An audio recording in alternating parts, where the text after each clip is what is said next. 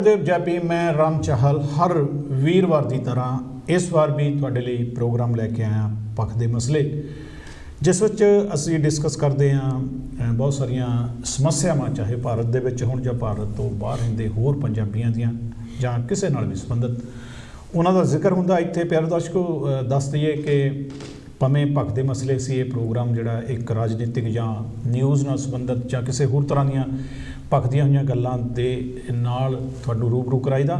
पर असीं एक होर प्रोग्राम भी मंथली हर पहले महीने के पहले सोमवार 3 बजे तो 4 बजे रखा, जिहदे ये वारस पंजाब दे जिहदे विच होईयां खबरां नूं छड्ड के बहुत बार जदों असीं खबरां पढ़दे हां तो साडे कोल न्यू पोइम पढ़न वाले भी साथी मिल जाते भी असीं पोइम पढ़नी चाहुंदे हां। उहदे लई असीं एक वखरा प्रोग्राम रखा जिहदे विच कविता नाल संबंधित कविता दीयां गल्लां होणगीਆਂ।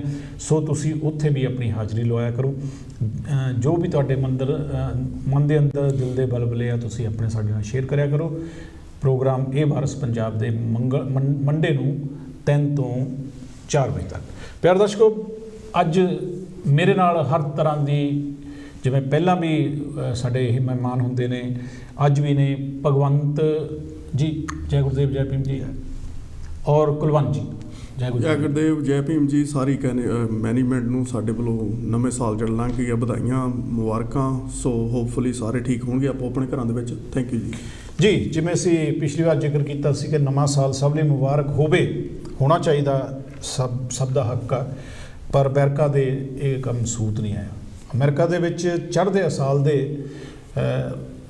अज जो होया आ वो बड़ा मंदभागा आ, शर्मनाक आ कि जेकर कोई थाणेदार एक थाणेदार बनता तो वो इक्को थाणेदार हुंदा, पर अमेरिका का अगर प्रेजिडेंट बनता तो वह सारे संसार का प्रेजिडेंट बन जाता। अज उस प्रेजिडेंट के नाल उस देश के विच जिहड़ा सारियां होर कंट्रियां दे उत्ते भी दबदबा बनाई रखदा, राज करदा और अपने आप नूं पहले नंबर की कंट्री दसदा। बड़ा अजीब वाक़या होया। इस तो पहला कि मैं ज़्यादा कुछ कमां, भगवंत जी की होया उत्थे साडे दर्शकों नूं दसो जी।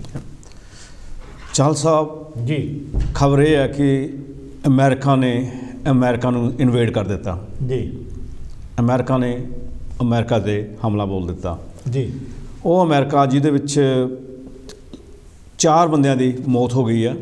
एक औरत शॉट डेड, उन्होंने गोली मार दी गई है। तो 3 बंदियां दा कारण नहीं दसदे पे पूरी तरह भी की है, तो कहते कि वो बंदे दम घोटू हो गया जां स्टैप थल्ले आ गए पैरों के, वो दसदे नहीं। असल च गल इन्नी सीरीयस हो गई है अपने चाहल साहब जी कि अमेरिका दे ट्रंप प्रेजिडेंट नूं इत्थे तक उत्थे दे लोग या उत्थे दी पार्लीमेंट तां नहीं कह रही बई, उत्थे दे जिहड़े लीडर ने उन्होंने यह कहता कि इस नूं जिहड़े 2 हफ्ते बचदे ने वो इस नूं उस तो हुण काम नहीं करन देना, वो क्योंकि वो कहते कि यह मैंटली साउंड नहीं हैगा। अज गल इत्थे तक आ गई है कि वह मैंटली साउंड नहीं हैगा। तो जिहड़ी उन्हें क्योंकि जिहड़ा कुछ वो वापरिया आ जो कैपिटल के उत्ते उन्होंने संसद के उत्ते जो अटैक होया वा, वो डोनाल्ड ट्रंप ने उन्होंने लोगों को अपने सपोर्टरां नूं बुलावा दिता सी कि तुसीं आओ तो मेरी सपोर्ट करो, तो इत्थे आके अपना मार्च करो। तो वो मार्च जिहड़ी हैगी आ जिहड़ा कि आम हुंदा ही आ, वो गलत रूप धारण कर गई है। तो वो ने लोगों ने पार्लीमेंट के अंदर जाके कैपिटल के अंदर उत्थे बैठ के अंदर वड़ गए, जिथे पुलिस ने उन्होंने उत्ते गोली तक चलाउणी पई है, तो बहुत धक्का मुक्कीशाही हुई है। तो असल में जिहड़ी साडे ध्यान देण गल हैगी आ कि ये लोग जिहड़े सानूं बुद्धू बनाउणे लई लोकतांत्रिक ढांचे का डेमोक्रेसी का जिहड़े पर्दा पा के रखते हैं, मुखाटा पा के रखते हैं, जदों उन्होंने अपनी शीश रड़नी पैंदी है तो किस तरह लोगों के लड़ाते हैं, एक दूसरे को दूषित करते हैं, किस तरह लोगों को बुद्धू बनाते हैं। ये उसकी सब तो बड़ी एग्जाम्पल है कि उस क्योंकि जिहड़े इत्थे तक काम चला गया भी, क्योंकि उस प्रेजिडेंट जिन्हें पिछले 4 साल सारे अमेरिका नूं कंट्रोल किया, किन्ना कुछ उन्हें करवाया, अज उन्होंने उसका फेसबुक उसका ट्विटर वो सारा कुछ उन्होंने बंद कर दिता। तो हालात इत्थे तक पहुँचे हुए हैं, जिहड़ा कि एक काफ़ी उस लिए शर्मनाक गल हैगी आ ਕਿਉਂਕਿ ਜਿਹੜੀ ਆਪਾਂ ਕਈ ਵਾਰ ਉਹਦੀਆਂ ਹਾਸੇ ਦੀਆਂ ਕਈ ਵਾਰ ਵੀਡੀਓ ਦੇਖ ਦਿੰਦੇ ਸੀ, ਉਹ ਬੱਚਾ ਬਣਾ ਕੇ ਉਹ ਗੱਲਾਂ ਕਰਦਾ ਬੱਚਿਆਂ ਦੀ ਆਵਾਜ਼ 'ਚ, ਉਹ ਸੱਚਮੁੱਚ ਹੀ ਇਸ ਤਰ੍ਹਾਂ ਲੱਗਦਾ ਕਿ ਇਹ ਸੱਚਮੁੱਚ ਹੀ ਬੱਚਾ ਆ। ਪਰ ਅਸਲ 'ਚ ਬੱਚੇ ਮੇਰੇ ਵੀਰੋ, ਮੇਰੇ ਦੋਸਤੋ, ਇਹ ਅਸਲ ਦੇ ਵਿੱਚ ਲੋਕ ਹੈਗੇ ਬੱਚੇ ਨੇ। ਅਸਲ ਦੇ ਵਿੱਚ ਤੁਹਾਨੂੰ ਇਸ ਤਰ੍ਹਾਂ ਪੇਸ਼ ਕੀਤਾ ਜਾਂਦਾ ਇਹਨਾਂ ਲੋਕਾਂ ਦਾ ਕਰੈਕਟਰ ਵੀ ਇਹ ਬਹੁਤ ਵੱਡੇ, ਬਹੁਤ ਸਿਆਣੇ ਨੇ, ਇਸ ਤਰ੍ਹਾਂ ਦੀ ਕੋਈ ਗੱਲ ਨਹੀਂ ਹੁੰਦੀ। ਇਹ ਲੋਕ ਤੁਹਾਡੇ ਵਰਗੇ, ਤੁਹਾਡੇ ਨਾਲੋਂ ਵੀ ਬਹੁਤ ਘੱਟ ਸਿਆਣੇ ਹੁੰਦੇ ਨੇ, ਤੁਸੀਂ ਉਹਨਾਂ ਨੂੰ ਕਿਤੇ ਸਿਆਣੇ ਹੋ। ਅਤੇ ਉਸ ਦੀ ਜਿਹੜੀ ਕਰਤੂਤ ਹੈ ਉਹ ਤੁਹਾਡੇ ਸਾਹਮਣੇ ਆ ਗਈ ਆ। ਇਹ ਦੁਨੀਆ ਦੀਆਂ 2 ਡੈਮੋਕ੍ਰੇਸੀਆਂ ਜਿਹੜੀਆਂ ਵਰਲਡ 'ਚ ਮਸ਼ਹੂਰ ਨੇ, ਇੱਕ ਤਾਂ ਸਾਡੇ ਲੋਕ ਕਹਿੰਦੇ ਹੁੰਦੇ ਆ ਵੀ ਭਾਰਤ ਦੀ ਜਿਹੜੀ ਡੈਮੋਕ੍ਰੇਸੀ ਆ ਸਭ ਤੋਂ ਵੱਡੀ ਆ, ਉਹ ਜਨਸੰਖਿਆ ਦੇ ਹਿਸਾਬ ਨਾਲ। ਅਤੇ ਉਸ ਦਾ ਅੱਜ ਜੋ ਹਾਲ ਉਸ ਦੇ ਪ੍ਰਾਈਮ ਮਿਨਿਸਟਰ ਨੇ ਉਹ ਡੈਮੋਕ੍ਰੇਸੀ ਦਾ ਹਾਲ ਕੀਤਾ ਆ ਕਿ ਉਹੀ ਲੋਕ ਜਿਨ੍ਹਾਂ ਨੂੰ ਚੁਣਿਆ ਸੀਗਾ ਉਹਨਾਂ ਦਾ ਕੀ ਹਾਲ ਕੀਤਾ ਹੋਇਆ, ਉਹੀ ਗੱਲ ਬਿਲਕੁਲ ਇਹ ਅਮਰੀਕਾ ਨੇ ਕੀਤੀ ਆ ਕਿ ਜਿਹੜੇ ਲੋਕਾਂ ਤੋਂ ਚੁਣ ਕੇ ਭੇਜਿਆ ਸੀ, ਜਦੋਂ ਹੁਣ ਇਹ ਇਲੈਕਸ਼ਨ ਹੋ ਗਏ ਆ ਅਤੇ ਉਹ ਆਪਣੀ ਸੀਟ ਛੱਡਣਾ ਨਹੀਂ ਚਾਹੁੰਦਾ। ਆਪਣੀ ਸੀਟ ਨਾ ਛੱਡਣ ਦੇ ਲਈ ਉਸਨੇ ਆਪਣੇ ਮੁਲਕ ਦੇ ਲੋਕਾਂ ਦੇ ਉੱਤੇ ਇਲਜ਼ਾਮ ਲਾਇਆ, ਆਪਣੀ ਸਰਕਾਰ ਦੇ ਉੱਤੇ, ਕਿ ਮੇਰੇ ਨਾਲ ਧਾਂਦਲੀ ਹੋਈ ਆ, ਜਾਰਜੀਆ ਦੇ ਵਿੱਚ ਮੇਰੀ ਵੋਟਾਂ ਸਹੀ ਨਹੀਂ ਗਿਣੀ ਗਈਆਂ। ਅਤੇ ਉਹਦੀ ਤੁਸੀਂ ਨਿਊਜ਼ਾਂ ਦੇ ਵਿੱਚ ਸਾਰਿਆਂ ਨੇ ਸੁਣਿਆ ਹੋਊਗਾ ਕਿ ਉਹ ਆਪਣੇ ਜਿਹੜੇ ਜਾਰਜੀਆ ਦੇ ਜਿਹੜੇ ਉੱਥੇ ਦੇ ਇਲੈਕਟ੍ਰੋ ਜਿਹੜੇ ਲੋਕ ਉਹ ਜਿਹੜੇ ਇਲੈਕਸ਼ਨ ਕਰਾਉਂਦੇ ਨੇ, ਉਹਨਾਂ ਨੂੰ, ਪ੍ਰਬੰਧਕਾਂ ਨੂੰ ਵੀ ਉਹ ਅਸਲ ਦੇ ਵਿੱਚ ਆਰਡਰ ਕਰਦਾ ਪਿਆ ਗੁੱਸੇ ਦੇ ਵਿੱਚ ਕਿ ਤੁਸੀਂ ਮੇਰੀਆਂ 17,000 17,000 ਵੋਟ ਵਧਾਓ, ਜਿੱਦਾਂ ਮਰਜ਼ੀ ਹੋਵੇ, ਅਤੇ ਮੈਂ ਜਿੱਤਣ ਆਇਆ। ਉਹ ਸਾਰਿਆਂ ਦੇ ਵਿੱਚ ਉਹਦੀ ਵਾਇਰਲ ਹੋਈ ਆ, ਆਪਾਂ ਨੂੰ ਸਭ ਨੂੰ ਪਤਾ ਆ। ਅਤੇ ਇਹ ਜਿਹੜਾ ਸਾਰਾ ਕੁਛ ਹੈਗਾ ਇਹ ਕਿ ਜਿਹੜਾ ਡੈਮੋਕ੍ਰੇਸੀ ਦਾ ਅਸਲੀ ਫੇਸ ਆ, ਅਸਲ ਦੇ ਵਿੱਚ ਉਹ ਇੰਡੀਆ ਦੇ ਵਿੱਚੋਂ ਅਤੇ ਇਸ ਟਾਈਮ 'ਚ ਐਨ ਅੱਜ ਮੌਜੂਦਾ ਹਾਲਾਤਾਂ ਦੇ ਵਿੱਚ ਉਹ ਅਸਲ ਦੇ ਵਿੱਚ ਕਲੀਅਰ ਹੁੰਦਾ ਪਿਆ ਕਿ ਜਿਹੜਾ ਲੋਕਤੰਤਰ ਆ, ਇਹ ਲੋਕ ਲਗਭਗ ਲੋਕਤੰਤਰ ਨੂੰ ਜੇ ਤੁਸੀਂ ਕਹੋ, ਮੈਂ ਸਹੀ ਤਾਂ ਨਹੀਂ ਡੇਟ ਦੇਵਾਂਗਾ, ਵੀ ਲਗਭਗ 205 ਸਾਲ ਅਮਰੀਕਾ ਵਾਲਿਆਂ ਨੂੰ ਹੋ ਗਏ ਆ। ਵੀ ਕਿਸ ਤਰ੍ਹਾਂ ਅਸਲ ਦੇ ਵਿੱਚ ਕੋਈ ਵੀ ਚੀਜ਼, ਮਸ਼ੀਨ ਆ, ਕੋਈ ਵੀ ਚੀਜ਼ ਆ, ਉਹ ਜਦੋਂ ਦੇਰ ਤੱਕ ਲੋਕਾਂ ਦੇ ਵਿੱਚ ਰਹਿੰਦੀ ਆ, ਕੋਈ ਵੀ ਤੰਤਰ ਆ, ਜਿਵੇਂ ਲੋਕਤੰਤਰ ਆ ਹੁਣ ਲੋਕਾਂ ਦੇ ਵਿੱਚ ਰਿਹਾ, ਅਤੇ ਇਹਨੂੰ ਪੂਰੀ ਤਰ੍ਹਾਂ ਮਿਸਯੂਜ਼ ਕੀਤਾ ਜਾ ਰਿਹਾ। ਅਤੇ ਉਹਦੇ ਲਈ ਸਾਡੇ ਲਈ ਬਹੁਤ ਸਾਨੂੰ ਸੋਚਣਾ ਪਊਗਾ ਸਾਡੇ ਲੋਕਾਂ ਨੂੰ। ਅਤੇ ਇਹ ਅਮਰੀਕਾ ਦੀ ਅੱਜ ਹੈਗੀ ਆ ਜਿਹੜੀ ਕਿ ਬਹੁਤ ਹੀ ਅਸਲ 'ਚ ਸਾਡੇ ਲਈ ਸੋਚਣ ਵਾਲੀ ਗੱਲ ਹੈਗੀ ਆ ਕਿ ਅਸੀਂ ਜਿਹੜੇ ਲੋਕ ਡੈਮੋਕ੍ਰੇਸੀ ਕਰਦੇ ਰਹਿੰਦੇ ਹਾਂ, ਅਤੇ ਉਹ ਅਸਲ ਦੇ ਵਿੱਚ ਹੈਗੀ ਕੀ ਆ। ਇਹ ਹੈ ਜੀ ਆਪਣਾ ਸਾਰਾ ਅੱਜ ਦਾ। ਬਹੁਤ ਮਿਹਰਬਾਨੀ, ਥੈਂਕ ਯੂ ਭਗਵੰਤ ਜੀ। ਪਿਆਰੇ ਦਰਸ਼ਕੋ, ਕਿ ਜਿਵੇਂ ਅਮਰੀਕਾ ਦੇ ਵਿੱਚ ਜੋ ਕੁਛ ਹੋਇਆ ਮੰਦਭਾਗਾ ਆ, ਉਵੇਂ ਹੀ ਭਾਰਤ ਦੇ ਵਿੱਚ ਵੀ ਜੋ ਹੋ ਰਿਹਾ ਬਹੁਤ ਮੰਦਭਾਗਾ ਆ। ਅਸੀਂ ਜਦ ਦਾ ਪੱਖ ਦੇ ਮਸਲੇ ਕਾਂਸ਼ੀ TV 'ਤੇ ਪ੍ਰੋਗਰਾਮ ਲੈ ਕੇ ਆਏ ਹਾਂ, ਅਸੀਂ ਕਿਸਾਨੀ ਮਸਲੇ 'ਚੋਂ ਨਹੀਂ ਹਜੇ ਤੱਕ ਨਿਕਲੇ, ਕਿਉਂਕਿ ਸਾਡੇ ਲੋਕ ਨਹੀਂ ਨਿਕਲੇ, ਅਸੀਂ ਵੀ ਨਹੀਂ ਨਿਕਲ ਸਕਦੇ। ਅਗਲੀਆਂ ਗੱਲਾਂ ਜਾਂ ਅਗਲੀਆਂ ਖਬਰਾਂ ਸਾਡੇ ਤੱਕ ਨਹੀਂ ਪਹੁੰਚ ਰਹੀਆਂ ਜਿੰਨੀ ਦੇਰ ਪ੍ਰਾਈਮ ਖਬਰਾਂ ਜਿਹੜੀਆਂ ਆ ਉਹ ਸਾਡੇ ਲਈ ਕਿਸਾਨੀ ਬਣੀਆਂ ਹੋਈਆਂ ਨੇ। ਜਿਵੇਂ ਭਗਵੰਤ ਜੀ ਹੁਣੀ ਕਿਹਾ ਕਿ 2 ਡੈਮੋਕ੍ਰੇਸੀ, ਵੱਡੀਆਂ ਡੈਮੋਕ੍ਰੇਸੀ ਭਾਰਤ ਅਤੇ ਅਮਰੀਕਾ ਨੇ, ਅਤੇ ਅੱਜ ਦੋਨੇ ਜਿਹੜੀਆਂ ਇੱਕ ਇਹੋ ਜਿਹੇ ਗਲ ਵਿੱਚ ਫਸ ਚੁੱਕੀਆਂ ਨੇ ਜਿੱਥੋਂ ਬਾਹਰ ਆਉਣਾ ਪਤਾ ਨਹੀਂ ਲੱਗ ਰਿਹਾ ਵੀ ਇਹ ਕਿਵੇਂ ਅਤੇ ਕੀ ਹੋਏਗਾ। ਕਦੀ ਕਦੀ ਸੋਚਦੇ ਹਾਂ ਕਿਤੇ ਉਹ ਪੁਰਾਣਾ ਸਮਾਂ ਮੰਦਭਾਗਾ ਨਾ ਫਿਰ ਦੇਖਣ ਨੂੰ ਮਿਲੇ। ਸੋ ਪਿਆਰੇ ਦਰਸ਼ਕੋ, ਸਭ ਤੋਂ ਪਹਿਲਾਂ ਕਿਸਾਨਾਂ ਦੀ ਗੱਲ ਕਰਨ ਦੇ ਤੋਂ ਪਹਿਲਾਂ ਮੈਂ ਵਾਲਮਾਰਟ ਜਿਹੜੇ ਆ ਜਿੱਦਾਂ ਸਾਡੇ ਇੱਥੇ ਆਸਦਾ ਹੈ ਉਹਨਾਂ ਬਾਰੇ ਕੁਲਵੰਤ ਜੀ ਤੋਂ ਜਾਣਨਾ ਚਾਹਾਂਗਾ ਕਿ ਕੀ ਨੇ। ਚਾਹਲ ਜੀ, ਵਾਲਮਾਰਟ ਜਿੱਦਾਂ ਆਪਾਂ ਗੱਲ ਕਰਦੇ ਹਾਂ ਜੀ ਇਸ ਮੁਲਕਾਂ ਦੀ, ਜਿੱਦਾਂ ਇੱਥੇ ਗਰੋਸਰੀ ਸ਼ਾਪਸ ਹੈਗੀਆਂ, ਸ਼ਾਪ ਨਹੀਂ ਜਿੱਦਾਂ ਮਾਲ ਖੁੱਲ੍ਹੇ ਹੋਏ ਆ, ਜਿੱਦਾਂ ਆਸਦਾ ਆ ਜਾਂ ਟੈਸਕੋ ਹੋ ਗਈਆਂ ਜਾਂ ਸੇਨਸਬਰੀ ਹੋ ਗਿਆ ਜਾਂ ਹੋਰ ਵੀ ਜਿਹੜੇ ਮੋਰਿਸਨ ਹੋ ਗਏ ਜਿਹੜੇ ਵੱਡੇ ਆ ਨਾ। ਸੋ ਇਹ ਕਾਰਪੋਰੇਟ ਨੇ ਆਪਣਾ ਪੈਸਾ ਜਿਹੜਾ ਆ ਵੱਡੇ ਲੈਵਲ 'ਤੇ ਇਨਵੈਸਟ ਕੀਤਾ ਹੋਇਆ ਲੋਕਾਂ ਦੇ ਵਿੱਚ। ਅਤੇ ਇਸੇ ਤਰ੍ਹਾਂ ਹੀ ਜਿਹੜੀ ਵਾਲਮਾਰਟ ਦੀ ਗੱਲ ਕਰਦੇ ਆਪਾਂ ਇੰਡੀਆ ਦੇ ਵਿੱਚ ਇਹ, ਜੇ ਮੈਂ ਰੋਂਗ ਨਾ ਹੋਵਾਂ ਤਾਂ 2007 ਦੇ ਵਿੱਚ ਇਹ ਭਾਰਤ ਦੇ ਵਿੱਚ ਇਹਨਾਂ ਨੇ ਆਪਣਾ ਜਿਹੜਾ ਪੈਰ ਰੱਖਿਆ ਜੀ। ਦੇਖੋ, ਜਿੱਦਾਂ ਉਸ ਟਾਈਮ ਦੇ ਵਿੱਚ ਮਨਮੋਹਨ ਸਿੰਘ ਦੀ ਸਰਕਾਰ ਸੀਗੀ, ਜਦੋਂ ਲੋਕਾਂ ਨੂੰ ਇਹ ਕਿਹਾ ਜਾਂਦਾ ਸੀਗਾ ਕਿ ਸਾਡਾ ਜਿਹੜਾ ਮੁਲਕ ਆ ਉਹ ਅੱਜ ਤਰੱਕੀ ਦੀ ਰਾਹ 'ਤੇ ਆ ਜੀ, ਵੀ ਮਤਲਬ ਅਸੀਂ ਚਾਈਨਾ ਦੇ ਨਾਲ ਹੁਣ ਟੱਕਰਿਆ ਜਿਹੜੀ ਉਹ ਲੈ ਰਹੇ ਹਾਂ, ਅਤੇ ਯੂਰਪੀਅਨ ਕੰਟਰੀਆਂ ਦੇ ਨਾਲ ਅਸੀਂ ਟੱਕਰ ਲੈ ਰਹੇ ਹਾਂ। ਤਾਂ ਸੋ ਜਿਹੜੀ ਸਾਡੇ ਮੁਲਕ ਦੇ ਵਿੱਚ ਸੁਵਿਧਾ ਉਹ ਇੰਟਰਨੈਸ਼ਨਲ ਪੱਧਰ ਦੀ ਜਿਹੜੀ ਆ ਉਹ ਦਿੱਤੀ ਜਾ ਰਹੀ ਆ, ਚਾਹੇ ਉਹ ਇਹਨਾਂ ਕਾਰਪੋਰੇਟ ਘਰਾਣੇ ਆ ਜਿਹੜੇ ਉਹਨਾਂ ਨੂੰ ਲਿਆ ਕੇ ਜਾਂ ਹੋਰ ਕਿਸੇ ਤਰੀਕੇ ਨਾਲ। ਇਹ ਵਾਲਮਾਰਟ ਵਰਗੀਆਂ ਇਹ ਇੰਡੀਆ ਦੇ ਵਿੱਚ ਵੀ ਇੱਦਾਂ ਉਹਨਾਂ ਨੇ ਜਿਹੜਾ ਕਿ ਪੈਰ ਜਮਾਏ। ਉਹਦੇ ਵਿੱਚੋਂ ਦੇਖੋ ਜਿੱਦਾਂ ਨਿਕਲਿਆ ਬੈਸਟ ਪ੍ਰਾਈਜ਼ ਆ ਜਾਂ ਈਜ਼ੀ ਡੇ ਆ ਜਾਂ ਹੋਰ ਜਿਹੜੀਆਂ ਵੱਡੀਆਂ ਕੰਪਨੀਆਂ ਕਾਰਪੋਰੇਟ ਉਹਨਾਂ ਨੇ ਆਪਣੇ ਨਾਮ ਦਿੱਤੇ। ਦੇਖੋ ਚਾਹਲ ਜੀ, ਇਹ ਜਿਹੜੇ ਲੋਕ ਆ ਇਹਨਾਂ ਦੇ ਪਿੱਛੇ ਮਖੌਟਾ ਨਾ ਜਿਹੜਾ ਹੈਗਾ ਉਹ ਸਿਆਸਤ ਦਾ ਆ, ਸਿਆਸੀ ਲੋਕਾਂ ਦਾ ਆ ਕਿਉਂਕਿ ਉਹਨਾਂ ਦੀ ਇਹਨਾਂ ਦੇ ਵਿੱਚ ਭਾਈਵਾਲੀ ਆ। ਇਹ ਲੋਕਾਂ ਨੂੰ ਹੋਰ ਗਰੀਬ ਕਰਨਾ ਚਾਹੁੰਦੇ ਆ, ਲੋਕਾਂ ਨੂੰ ਲੁੱਟਣਾ ਚਾਹੁੰਦੇ ਆ। ਜਿੱਦਾਂ ਕਿ ਇੱਥੇ ਤੁਸੀਂ ਸੁਣਿਆ, ਆਪਾਂ ਦੇਖਿਆ ਸਾਰਿਆਂ ਨੇ ਕਿ ਜਿੱਦਾਂ ਜਿਹੜੀਆਂ ਇਹ ਸ਼ਾਪਾਂ ਵੱਡੇ ਜਿਹੜੇ ਸਟੋਰ ਖੁੱਲ੍ਹਣ ਦੇ ਨਾਲ ਜਿੱਦਾਂ ਕੋਰਨਰ ਸ਼ਾਪਾਂ ਕਿੱਦਾਂ ਉਹਨਾਂ ਤੇ ਇਫੈਕਟ ਪਿਆ, ਉਹ ਕਈ ਤਾਂ ਸ਼ਾਪਾਂ ਜਿਹੜੀਆਂ ਆ ਬੰਦ ਹੀ ਹੋ ਗਈਆਂ ਤਕਰੀਬਨ, ਹੈ ਨਾ। ਸੋ ਇਹੋ ਜਿਹਾ ਸੀਗਾ। ਜਿੱਦਾਂ ਹੁਣ ਆਪਾਂ ਭਾਰਤ ਦੀ ਗੱਲ ਕਰੀਏ ਤਾਂ ਪੰਜਾਬ ਦੇ ਵਿੱਚ ਇੱਕ ਸਾਨੂੰ ਸਾਰਿਆਂ ਨੂੰ ਪਤਾ ਕਿ 2014 ਦੇ ਵਿੱਚ ਇੱਕ ਇਸੇ ਕੰਪਨੀ ਨੇ ਲੀਜ਼ ਤੇ ਜਿਹੜੀ ਕਿ ਜਗ੍ਹਾ ਲਈ ਸੀ, ਤਕਰੀਬਨ ਉਹ 7 ਕਨਾਲ ਜਗ੍ਹਾ ਜਿਹੜੀ ਸੀਗੀ ਕਿ ਸਭ ਤੋਂ ਮਹਿੰਗੀ ਜਿਹੜੀ ਉਹ ਦੱਸੀ ਜਾਂਦੀ ਪੰਜਾਬ ਦੇ ਵਿੱਚ, ਜਿਹੜੀ ਕਿ ਉਹ ਬਾਦਲਾਂ ਦੀ ਜਗ੍ਹਾ ਦੱਸੀ ਜਾਂਦੀ ਹੈ ਕਿ ਲੀਜ਼ ਤੇ ਲਈ, ਹੈ ਨਾ ਜੀ। ਤੇ ਜਿੱਥੇ ਉਹ ਬੈਸਟ ਪ੍ਰਾਈਜ਼ ਬਣਿਆ ਜੀ। ਤੇ ਉੱਥੇ ਤੁਸੀਂ ਇਹ ਦੇਖ ਕੇ ਚੱਲੋ ਵੀ ਸੋਚ ਕੇ ਦੇਖੋ ਵੀ ਉਹਦਾ 9 ਕਰੋੜ ਰੁਪਈਆ ਤਕਰੀਬਨ 1 ਸਾਲ ਦਾ ਜੀ, ਤਾਂ 1 ਸਾਲ ਦਾ ਉਹਦਾ ਜਿਹੜਾ ਆ ਰੈਂਟ ਆ ਜੀ। ਸੋ ਇੱਥੋਂ ਤੱਕ ਦਾ ਜਿਹੜੀ ਭਾਈਵਾਲੀ ਕਿਹਨਾਂ ਦੀ ਆ? ਸਾਡੇ ਪੋਲੀਟੀਸ਼ੀਅਨਾਂ ਦੀ। ਸੋ ਪੋਲੀਟੀਸ਼ੀਅਨ ਹੈ ਜਿਹੜੇ ਉਹ ਇਹਦੇ ਪਿੱਛੇ ਆ। ਪੋਲੀਟੀਸ਼ੀਅਨਾਂ ਦੇ ਕਰਕੇ ਸਾਡਾ ਜਿਹੜਾ ਆ ਦੇਸ਼ ਦਾ ਆ ਘਾਣ ਹੋ ਰਿਹਾ, ਕਿਉਂਕਿ ਰੇਤਾ ਬਜਰੀ ਨਹੀਂ ਛੱਡੀ, ਕੇਬਲ ਲਾ ਲਓ ਉਹ ਨਹੀਂ ਛੱਡਿਆ, ਟਰਾਂਸਪੋਰਟਾਂ ਨਹੀਂ, ਸਾਡਾ ਰੈਵਨਿਊ ਖਤਮ ਕਰਤਾ। ਸੋ ਇਹਨਾਂ ਦੇ ਵਿੱਚ ਵੀ ਹੁਣ ਇਹ ਇਨਵੈਸਟ ਕਰ ਰਹੇ ਆ ਸਾਡਾ ਇਹ। ਸੋ ਇਹਦੇ ਕਰਕੇ ਸਾਨੂੰ ਇਹਨਾਂ ਤੋਂ ਬਚਣ ਦੀ ਜ਼ਰੂਰਤ ਹੈ। ਤੇ ਕਿਸਾਨੀ ਜਿਹੜਾ ਸੰਘਰਸ਼ ਆ ਇਹ ਤਾਂ ਹੀ ਇਹ ਅੱਜ ਇਸ ਮੁਕਾਮ ਤੇ ਪਹੁੰਚਿਆ। ਜੀ, ਇੱਕ ਕਾਲ ਆ ਗਈ ਆ, ਮੈਨੂੰ ਲੱਗਦਾ ਕੋਈ ਐਮਰਜੈਂਸੀ ਹੋਏਗੀ। ਜੈ ਗੁਰਦੇਵ, ਜੈ ਭੀਮ ਜੀ। हाँ जी, क्या हाल है जी? ठीक ठाक हो? बिल्कुल ठीक है जी। देखो, मैं ये कहना वा कि इंडिया च कोई नुक्स नहीं, कोई बिल्कुल किसी चीज की कमी नहीं। कमी ये वे कि लायक सीटां ते नलायक आदमी बैठे हैं। ਤੁਸੀਂ ਮੈਨੂੰ ਆਪਣਾ ਨਾਮ ਤੇ ਦੱਸ ਸਕਦੇ ਵੀ ਕਿੱਥੋਂ ਬੋਲਦੇ? ਹੈਲੋ जी, हेलो, ਤੁਸੀਂ ਕਿੱਥੋਂ ਬੋਲਦੇ ਤੇ ਕੀ ਨਾਮ ਦੱਸ ਸਕਦੇ ਆ? जसों बोलदा जी, घरों अपने गुरबचन बोलदा। अच्छा जी, गुरबचन जी। ਤੇ ਮੈਂ ਇਹ ਕਹਿਣਾ ਕਿ ਇੰਡੀਆ 'ਚ ਕੋਈ ਕਿਸੇ ਚੀਜ਼ ਦੀ ਕਮੀ ਨਹੀਂ ਹੈਗੀ, ਬੜਾ ਸੋਹਣਾ ਹੈਗਾ। ਸਿਰਫ ਇੱਕੋ ਕਮੀ ਹੈ ਕਿ ਲਾਇਕ ਸੀਟਾਂ ਤੇ ਨਲਾਇਕ ਬੰਦੇ ਬੈਠੇ ਹਨ।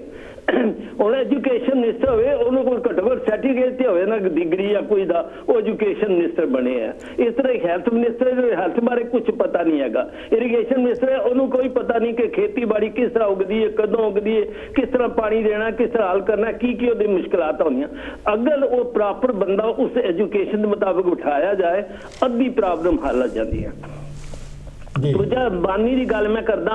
ਜੇ ਅੰਬਾਨੀ ਅੱਛਾ ਲਾਇਕ ਬੰਦਾ ਹੁੰਦਾ ਨਾ ਤੇ ਕਹਿੰਦਾ ਭਰਾਵੋ ਤੁਸੀਂ ਮੇਰੇ ਪਿੱਛੇ ਲੜਦੇ ਹੋ, ਮੈਂ ਆਪਣੇ ਨੂੰ ਵਿਡਰਾ ਕਰਦਾ, ਮੇਰੇ ਕੋਲ ਸਭ ਕੁਝ ਦਿੱਤਾ, ਮੈਂ ਕੀ ਲੋ ਤੁਹਾਡੀ ਬਖਸ਼ੀਸ਼ਾ ਲਵਾਂ, ਐ ਲੋ ਮੈਂ ਬਾਹਰ ਨਿਕਲਦਾ, ਮੈਂ ਤੇ ਭਰਾਵਲੀ ਨਾਲ ਤੁਹਾਡੇ ਵਾਸਤੇ ਆਇਆ ਸੀ, ਨਹੀਂ ਤੁਸੀਂ ਲਾਇਕ ਕਰਦੇ, ਮੈਂ ਕੋਈ ਕੰਟੈਕਟ ਨਹੀਂ ਲੈਂਦਾ, ਵਿੱਚੋਂ ਮੈਂ ਨਿਕਲ ਜਾਣਾ। ਜਿਸ ਤਰ੍ਹਾਂ ਇੱਥੇ ਮਿਨਿਸਟਰ ਮਾੜੀ ਜੀ ਗਲਤੀ ਕਰਦਾ ਨਾ, ਉਸੇ ਵੇਲੇ ਉੱਠ ਕੇ ਰਿਜ਼ਾਈਨ ਕਰਨ ਤਿਆਰ ਹੋ ਜਾਂਦਾ, ਕਹਿੰਦਾ ਨਹੀਂ ਮੈਂ ਕੰਟਰੀ ਚਲਾਣੀ ਹੈ, ਨਾ ਕਿ ਮੈਂ ਆਪਣਾ ਕੰਮ ਸਾਰਨਾ ਹੈ। ਇੱਕ ਦਫਾ ਨਾ ਇੱਥੇ ਦੇ ਟੀਵੀ ਵਾਲੇ ਇੰਡੀਆ ਗਏ, ਕਿਸੇ ਮਿਨਿਸਟਰ ਦਾ ਦਰਵਾਜ਼ਾ ਖੜਕਾਇਆ, ਉਹਨੇ ਦਰਵਾਜ਼ਾ ਖੋਲਿਆ ਤੇ ਉਹ ਕਹਿਣ ਲੱਗਾ ਜੀ ਕੌਣ ਤੁਸੀਂ? ਆਖੇ ਜੀ ਅਸੀਂ ਟੀਵੀ ਵਾਲੇ ਆ ਤੇ ਉੱਥੋਂ ਇੰਗਲੈਂਡ ਤੋਂ ਆਏ। ਕਹਿੰਦਾ ਜੀ ਆਇਆਂ ਨੂੰ ਬੈਠੋ। ਕਹਿੰਦਾ ਦੱਸੋ ਹੁਕਮ ਕਰੋ, ਤੁਹਾਡੀ ਸੇਵਾ ਕੀ ਕਰੀਏ? ਉਹ ਕਹਿਣ ਲੱਗੇ ਜੀ ਅਸੀਂ ਤੁਹਾਡੀ ਡਾਕੂਮੈਂਟਰੀ ਬਣਾਉਣੀ ਹੈ। ਉਹ ਇੱਕਦਮ ਘਬਰਾ ਗਿਆ ਮਿਨਿਸਟਰ, ਕਹਿੰਦਾ ਜੀ ਅੱਜ ਤੇ ਮੈਂ ਬਿਜ਼ੀ ਹਾਂ, ਤੁਸੀਂ ਫੇਰ ਆਣਾ। ਉਹਨਾਂ ਨੂੰ ਬਾਹਰ ਕੱਢ ਕੇ ਨਾ ਤੇ ਆਪਣੇ ਸਾਰੇ ਸਟਾਫ ਨੂੰ ਬੁਲਾ ਲਿਆ ਮਿਨਿਸਟਰ ਨੇ। ਕਹਿੰਦਾ ਇਹਨਾਂ ਨੂੰ ਕਿਸ ਤਰ੍ਹਾਂ ਪਤਾ ਲੱਗਾ ਕਿ ਪਹਿਲਾਂ ਅਸੀਂ ਡਾਕੂ ਸੀ ਤੇ ਹੁਣ ਮੰਤਰੀ ਬਣੇ ਆ, ਡਾਕੂ ਮੰਤਰੀ ਬਣਾਉਣ ਆ ਗਏ ਸਾਡੇ ਵਾਸਤੇ। ਸੋ ਕਹਿੰਦਾ ਭਾਵੇਂ ਕਿ ਇਹਨਾਂ ਦੀ ਨੌਲੇਜ ਇੱਥੇ ਤੱਕ ਦੈਟਸ ਦਾ ਪ੍ਰੋਬਲਮ ਹੈਗੀ ਹੈ ਜੀ। ਕਹਿੰਦਾ ਮਤਲਬ ਸਾਡਾ ਹੁੰਦਾ ਬੰਦੇ ਨੂੰ ਹਸਾ ਵੀ ਦਿਓ, ਨਾਲ ਗੱਲ ਵੀ ਕਰ ਦਿਓ। ਉਹ ਇੱਕ ਦੋ ਮਿਨਿਸਟਰ ਜਾ ਰਿਹਾ ਸੀ ਬ੍ਰਿਟਿਸ਼ ਐਮਬੈਸੀ ਦੇ ਬਾਹਰੋਂ ਨਿਕਲ ਤੇ ਬਾਹਰ ਨਾ ਬ੍ਰਿਟਿਸ਼ ਐਮਬੈਸੀ ਦੀ ਵੱਡੀ ਬਾਹਰ ਲਾਈਨ ਲੱਗੀ ਤੇ ਉਹ ਡਰਾਈਵਰ ਨੂੰ ਮਿਨਿਸਟਰ ਪੁੱਛਣ ਲੱਗਾ ਯਾਰ ਇੱਥੇ ਬੜੀ ਵੱਡੀ ਲਾਈਨ ਕਿਉਂ ਲੱਗੀ ਹੈ? ਕਹਿੰਦੇ ਜੀ ਇਹ ਸਾਰੇ ਮਾਈਗ੍ਰੇਟ ਹੋ ਕੇ ਨਾ ਇੰਗਲੈਂਡ ਜਾ ਰਹੇ। ਉਹ ਮਿਨਿਸਟਰ ਵੀ ਉਤਰ ਕੇ ਨਾ ਕਾਰ 'ਚ ਉਹ ਵੀ ਲਾਈਨ 'ਚ ਖੜਾ ਹੋ ਗਿਆ। ਇੰਨਾ ਲਾਈਨ ਖਤਮ ਹੋ ਗਈ। ਉਹ ਡਰਾਈਵਰ ਨੂੰ ਪੁੱਛਦਾ ਗੱਲ ਕੀ ਹੈ? ਮੈਂ ਲਾਈਨ 'ਚ ਖੜਾ ਹੋਇਆ ਤੇ ਲਾਈਨ ਕਿਉਂ ਖਤਮ ਹੋ ਗਈ ਹੈ? ਤੇ ਉਹ ਡਰਾਈਵਰ ਕਹਿਣ ਲੱਗਾ ਜੀ ਤੁਹਾਡੇ ਦੁੱਖੋਂ ਤੇ ਜਾ ਰਹੇ ਸਨ ਵਲੈਤ, ਜੇ ਹੁਣ ਤੁਸੀਂ ਲੈ ਜਾ ਰਹੇ ਹੋ ਤੇ ਇਹਨਾਂ ਜਾਣ ਦੀ ਲੋੜ ਕੋਈ ਨਹੀਂ। ਫਿਰ ਉੱਥੇ ਬੰਦੇ ਲਾਇਕ ਹੋ ਜਾਣ ਤੇ ਕਿਸੇ ਲੋੜ ਨਹੀਂ ਇੰਗਲੈਂਡ ਜਾਣ ਦੀ ਬੰਦਿਆਂ ਨੂੰ ਜੀ। Thank you very much, god bless you. ਬਹੁਤ ਮਿਹਰਬਾਨੀ ਜੀ, ਥੈਂਕ ਯੂ। ਕੁਲਵੰਤ ਜੀ, ਤੁਸੀਂ ਵਾਲਮਾਰਟ ਦੀ ਗੱਲ ਕੀਤੀ ਹੈ, ਮੈਂ ਇਹ ਵੀ ਥੋੜ੍ਹੀ ਜਿਹੀ ਜਾਣਨੀ ਚਾਹਾਂਗਾ ਕਿ ਇੱਥੇ ਇੰਗਲੈਂਡ ਦੇ ਵਿੱਚ ਲੋਕ ਜਿਹੜਾ ਬਿਜ਼ਨਸ ਕਰਦੇ ਆ, ਲੋਕ ਸਰਕਾਰਾਂ ਉਹਨਾਂ ਦੀ ਮਦਦ ਵੀ ਕਰਦੀਆਂ ਜੇਕਰ ਉਹਨਾਂ ਨੂੰ ਪ੍ਰੋਪਰਟੀ ਚਾਹੀਦੀ ਹੈ, ਥਾਂ ਚਾਹੀਦੀ, ਬਿਜਲੀ ਚਾਹੀਦੀ ਹੈ, ਇਹ ਵੀ ਤਾਂ ਕਰਦੀਆਂ ਨਹੀਂ। ਦੇਖੋ ਇੱਥੋਂ ਦੀ ਜਿਹੜੀ ਪਾਲਿਸੀਜ਼ ਪ੍ਰਣਾਲੀ ਆ ਨਾ ਗੌਰਮੈਂਟ ਦੀ, ਉਹ ਹੈਗੀ ਆ ਡਿਫਰੈਂਟ ਜੀ। ਚਾਹੇ ਉਹ ਐਜੂਕੇਸ਼ਨ ਤੇ ਲਾ ਲਓ ਜੀ। ਦੇਖੋ ਇੱਥੇ ਐਜੂਕੇਸ਼ਨ ਤੇ ਜੇ ਕਿਸੇ ਨੇ ਲੋਨ ਲੈਣਾ ਤਾਂ ਆਪਾਂ ਬਿਜ਼ਨਸ ਦੇ ਨਾਲ ਥੋੜ੍ਹਾ ਜਿਹਾ ਰਿਲੇਟਡ ਕਰ ਲਈਏ ਇਹਨੂੰ। ਹਾਂਜੀ। ਜਿਹੜੇ ਸਾਡੇ ਬੱਚੇ ਆ ਇੱਥੇ ਪੜ੍ਹਦੇ ਆ ਜੀ ਯੂਨੀਵਰਸਿਟੀਆਂ ਦੇ ਵਿੱਚ ਜਾਂਦੇ ਆ, ਉਹਨਾਂ ਨੂੰ ਲੋਨ ਦੇਣ ਲਈ ਕੀ ਕੋਈ ਗਾਰੰਟਰ ਦੇਣਾ ਪੈਂਦਾ? ਜੀ ਨਹੀਂ, ਕੋਈ ਉਹਨਾਂ ਨੂੰ ਗਾਰੰਟਰ ਨਹੀਂ ਦੇਣਾ ਪੈਂਦਾ। ਸਾਡੇ ਵਰਗੇ ਮੁਲਕ ਦੇ ਵਿੱਚ ਜੇ ਕਿਸੇ ਰੇਹੜੀ ਵਾਲੇ ਨੇ, ਠੇਲੇ ਵਾਲੇ ਨੇ, ਜਾਂ ਕਿਸੇ ਨੇ ਕੋਈ 10,000 ਰੁਪਈਆ ਕਿਸੇ ਬੈਂਕ ਤੋਂ ਲੈਣਾ ਜਾਂ ਕਿਸੇ ਸ਼ਾਹੂਕਾਰ ਤੋਂ ਲੈਣਾ ਜਾਂ ਕਿਸੇ ਹੋਰ ਤੋਂ ਲੈਣਾ ਜੀ, ਤਾਂ ਉਹਨੂੰ ਗਾਰੰਟਰ ਦੇਣਾ ਪੈਂਦਾ, ਤੇ ਜਾਂ ਆਪਣੀ ਜਿਹੜੀ ਆ ਜਾਇਦਾਦ ਆ ਜਾਂ ਕੁਛ ਆ ਉਹਦਾ ਪੇਪਰ ਆ ਜਿਹੜੇ ਉਹ ਗਿਰਵੀ ਰੱਖਣੇ ਪੈਂਦੇ ਆ। ਸੋ ਇਹਨਾਂ ਕੰਟਰੀਆਂ ਦੇ ਵਿੱਚ ਇਹ ਫਰਕ ਆ। ਸੋ ਇੱਥੇ ਜਿਹੜਾ ਬਿਜ਼ਨਸ ਆ, ਬਿਜ਼ਨਸ ਲਾ ਲਓ ਤੁਸੀਂ, ਬਿਜ਼ਨਸ ਜਿਹੜਾ ਬੈਂਕਾਂ। ਤੁਸੀਂ ਆਪਣਾ ਟੌਪਿਕ ਜਾਰੀ ਰੱਖਿਓ, ਇੱਕ ਕਾਲ ਲੈ ਲਈਏ। ਮੈਂ ਤਾਂ 10-15 ਮਿੰਟ ਕਿਹਾ ਸੀ। ਜੈ ਗੁਰਦੇਵ ਜੈ ਭੀਮ ਜੀ। ਹਾਂਜੀ, ਜੈ ਗੁਰਦੇਵ ਜੈ ਭੀਮ ਜੀ। ਹਾਂਜੀ, ਜੈ ਗੁਰਦੇਵ ਜੈ ਭੀਮ ਜੀ। ਜੀ ਹੈਲੋ, ਹਾਂਜੀ, ਕੌਣ ਸਾਹਿਬ ਬੋਲਦੇ ਜੀ? ਓਕੇ, ਹਾਂਜੀ, ਮੈਂ ਚਾਲ ਸਾਹਿਬ ਗੁਰਪ੍ਰੀਤ ਬਾਂਸੀ ਬੋਲਦਾ ਜੀ, ਇੱਥੋਂ ਲੰਡਨ ਤੋਂ। ਹਾਂ ਬਾਂਸੀ ਜੀ, ਜੇ ਤੁਸੀਂ 10 ਮਿੰਟ ਬਾਅਦ ਕਾਲ ਕਰੋ ਫਿਰ, ਕਿਉਂਕਿ ਗੁਰਪ੍ਰੀਤ ਬਾਂਸੀ ਜੀ ਨੂੰ ਅਸੀਂ ਖੁਦ ਸੱਦਿਆ ਇਸ ਵਿਸ਼ੇ ਤੇ ਗੱਲ ਕਰਨ ਲਈ, ਲੇਕਿਨ ਅਸੀਂ ਜੋ ਵਿਸ਼ਾ ਨਹੀਂ ਬਣਾ ਸਕੇ। 10 ਮਿੰਟ ਬਾਅਦ ਤੁਸੀਂ ਸਾਨੂੰ ਕਾਲ ਕਰੋ ਜੀ। ਓਕੇ, ਥੈਂਕ ਯੂ ਜੀ। ਨੋ ਪ੍ਰੋਬਲਮ ਚਾਲ ਸਾਹਿਬ, ਨੋ ਪ੍ਰੋਬਲਮ। ਕੁਲਵੰਤ ਜੀ, ਫਿਲਮ ਬਣੀ ਆ ਨਗੀਨਾ, ਨਾਗਿਨ, ਸੌਰੀ, ਪੁਰਾਣੇ ਸਮਿਆਂ 'ਚ ਫਿਲਮ ਬਣੀ ਸੀ ਨਾਗਿਨ। ਉਹ ਫਰਾਂਸ ਦੀ ਫਿਲਮ ਸੀ। ਉਹਦੇ ਵਿੱਚ ਉਹਦੇ ਹਸਬੈਂਡ ਦਾ ਮਰਡਰ ਕਰ ਦਿੰਦੇ ਆ। 5 ਜਣੇ ਸੀ, ਉਹ 5 ਦਾ ਫਿਰ ਬਦਲਾ ਲੈਂਦੀ ਆ। ਤਾਂ ਉਸ ਦੇ ਆਧਾਰ ਤੇ ਨਾਗਿਨ ਫਿਲਮ ਬਣੀ ਸੀ। ਸੁਨੀਲ ਦੱਤ, ਜਤਿੰਦਰ, ਵਿਨੋਦ ਮਹਿਰਾ, ਹੋਰ ਕਈਆਂ ਨੇ ਕੰਮ ਕੀਤਾ ਸੀ। ਲੇਕਿਨ ਉਹਨਾਂ ਨੇ ਉਹ ਕਹਾਣੀ ਨੂੰ ਇੰਡੀਆ ਦੇ ਧਰਾਤਲ ਅਨੁਸਾਰ, ਜਿੱਦਾਂ ਦੇ ਲੋਕ ਸੋਚਦੇ ਆ, ਉਹਦੇ ਅਨੁਸਾਰ ਉਹ ਫਿਲਮ ਬਣਾਈ। ਜੇ ਅਸੀਂ ਕਹੀਏ ਵੀ ਫਰਾਂਸ ਦੇ ਅਨੁਸਾਰ ਫਿਲਮ ਬਣਾਈ ਜਾਵੇ ਤਾਂ ਉਹ ਬਣਨੀ ਨਹੀਂ ਸੀ। ਮੈਂ ਇਹ ਕਹਿਣਾ ਚਾਹੁੰਦਾ ਕਿ ਜਿਹੜਾ ਇੱਥੋਂ ਦਾ ਬਿਜ਼ਨਸ ਹੈ, ਜਿਵੇਂ ਅਸੀਂ ਆ ਕੇ ਇੱਥੇ ਆ ਕੇ ਬੜੇ ਬੜੇ ਸੁਪਰ ਮਾਰਕੀਟਾਂ ਜਾਂਦੇ ਹਾਂ, ਕਿ ਉੱਥੇ ਸੰਖੇਪ ਵਿੱਚ ਦੱਸਿਓ, ਹਾਂ ਛੋਟੀ ਜਿਹੀ ਗੱਲ 'ਚ, ਕਿ ਭਾਰਤ ਦੇ ਵਿੱਚ ਵੱਡੇ ਸਟੋਰਾਂ ਦੀ ਲੋੜ ਨਹੀਂ ਆ?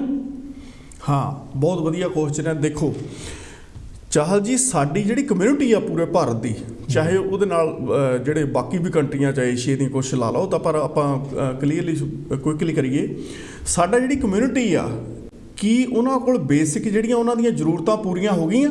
ਜੀ। ਫੇਰ ਤਾਂ ਵਾਲਮਾਰਟ ਸਾਡੇ ਲਈ ਜ਼ਰੂਰੀ ਨੇ। ਜੀ। ਕੀ ਉਹਨਾਂ ਕੋਲ ਘਰੋਂ ਜਾ ਕੇ ਵਾਲਮਾਰਟ ਦੇ ਵਿੱਚ ਸ਼ਾਪਿੰਗ ਕਰਨ ਲਈ ਹਰ ਘਰ ਕੋ ਕਾਰ ਹੈਗੀ ਆ? ਜਾਂ ਉਹਨਾਂ ਕੋਲ ਰੋਡਸ ਹੈਗੇ ਨੇ? ਜਾਂ ਉਹਨਾਂ ਕੋਲ ਜੌਬਸ ਹੈਗੀਆਂ ਨੇ? ਜਾਂ ਉਹਨਾਂ ਦੇ ਬੱਚੇ ਕਿੱਥੇ ਪੜ੍ਹਦੇ ਆ? ਕੀ ਉਹ ਲੋਕਲ ਸਕੂਲ ਦੇ ਵਿੱਚ ਪੜ੍ਹਦੇ ਆ?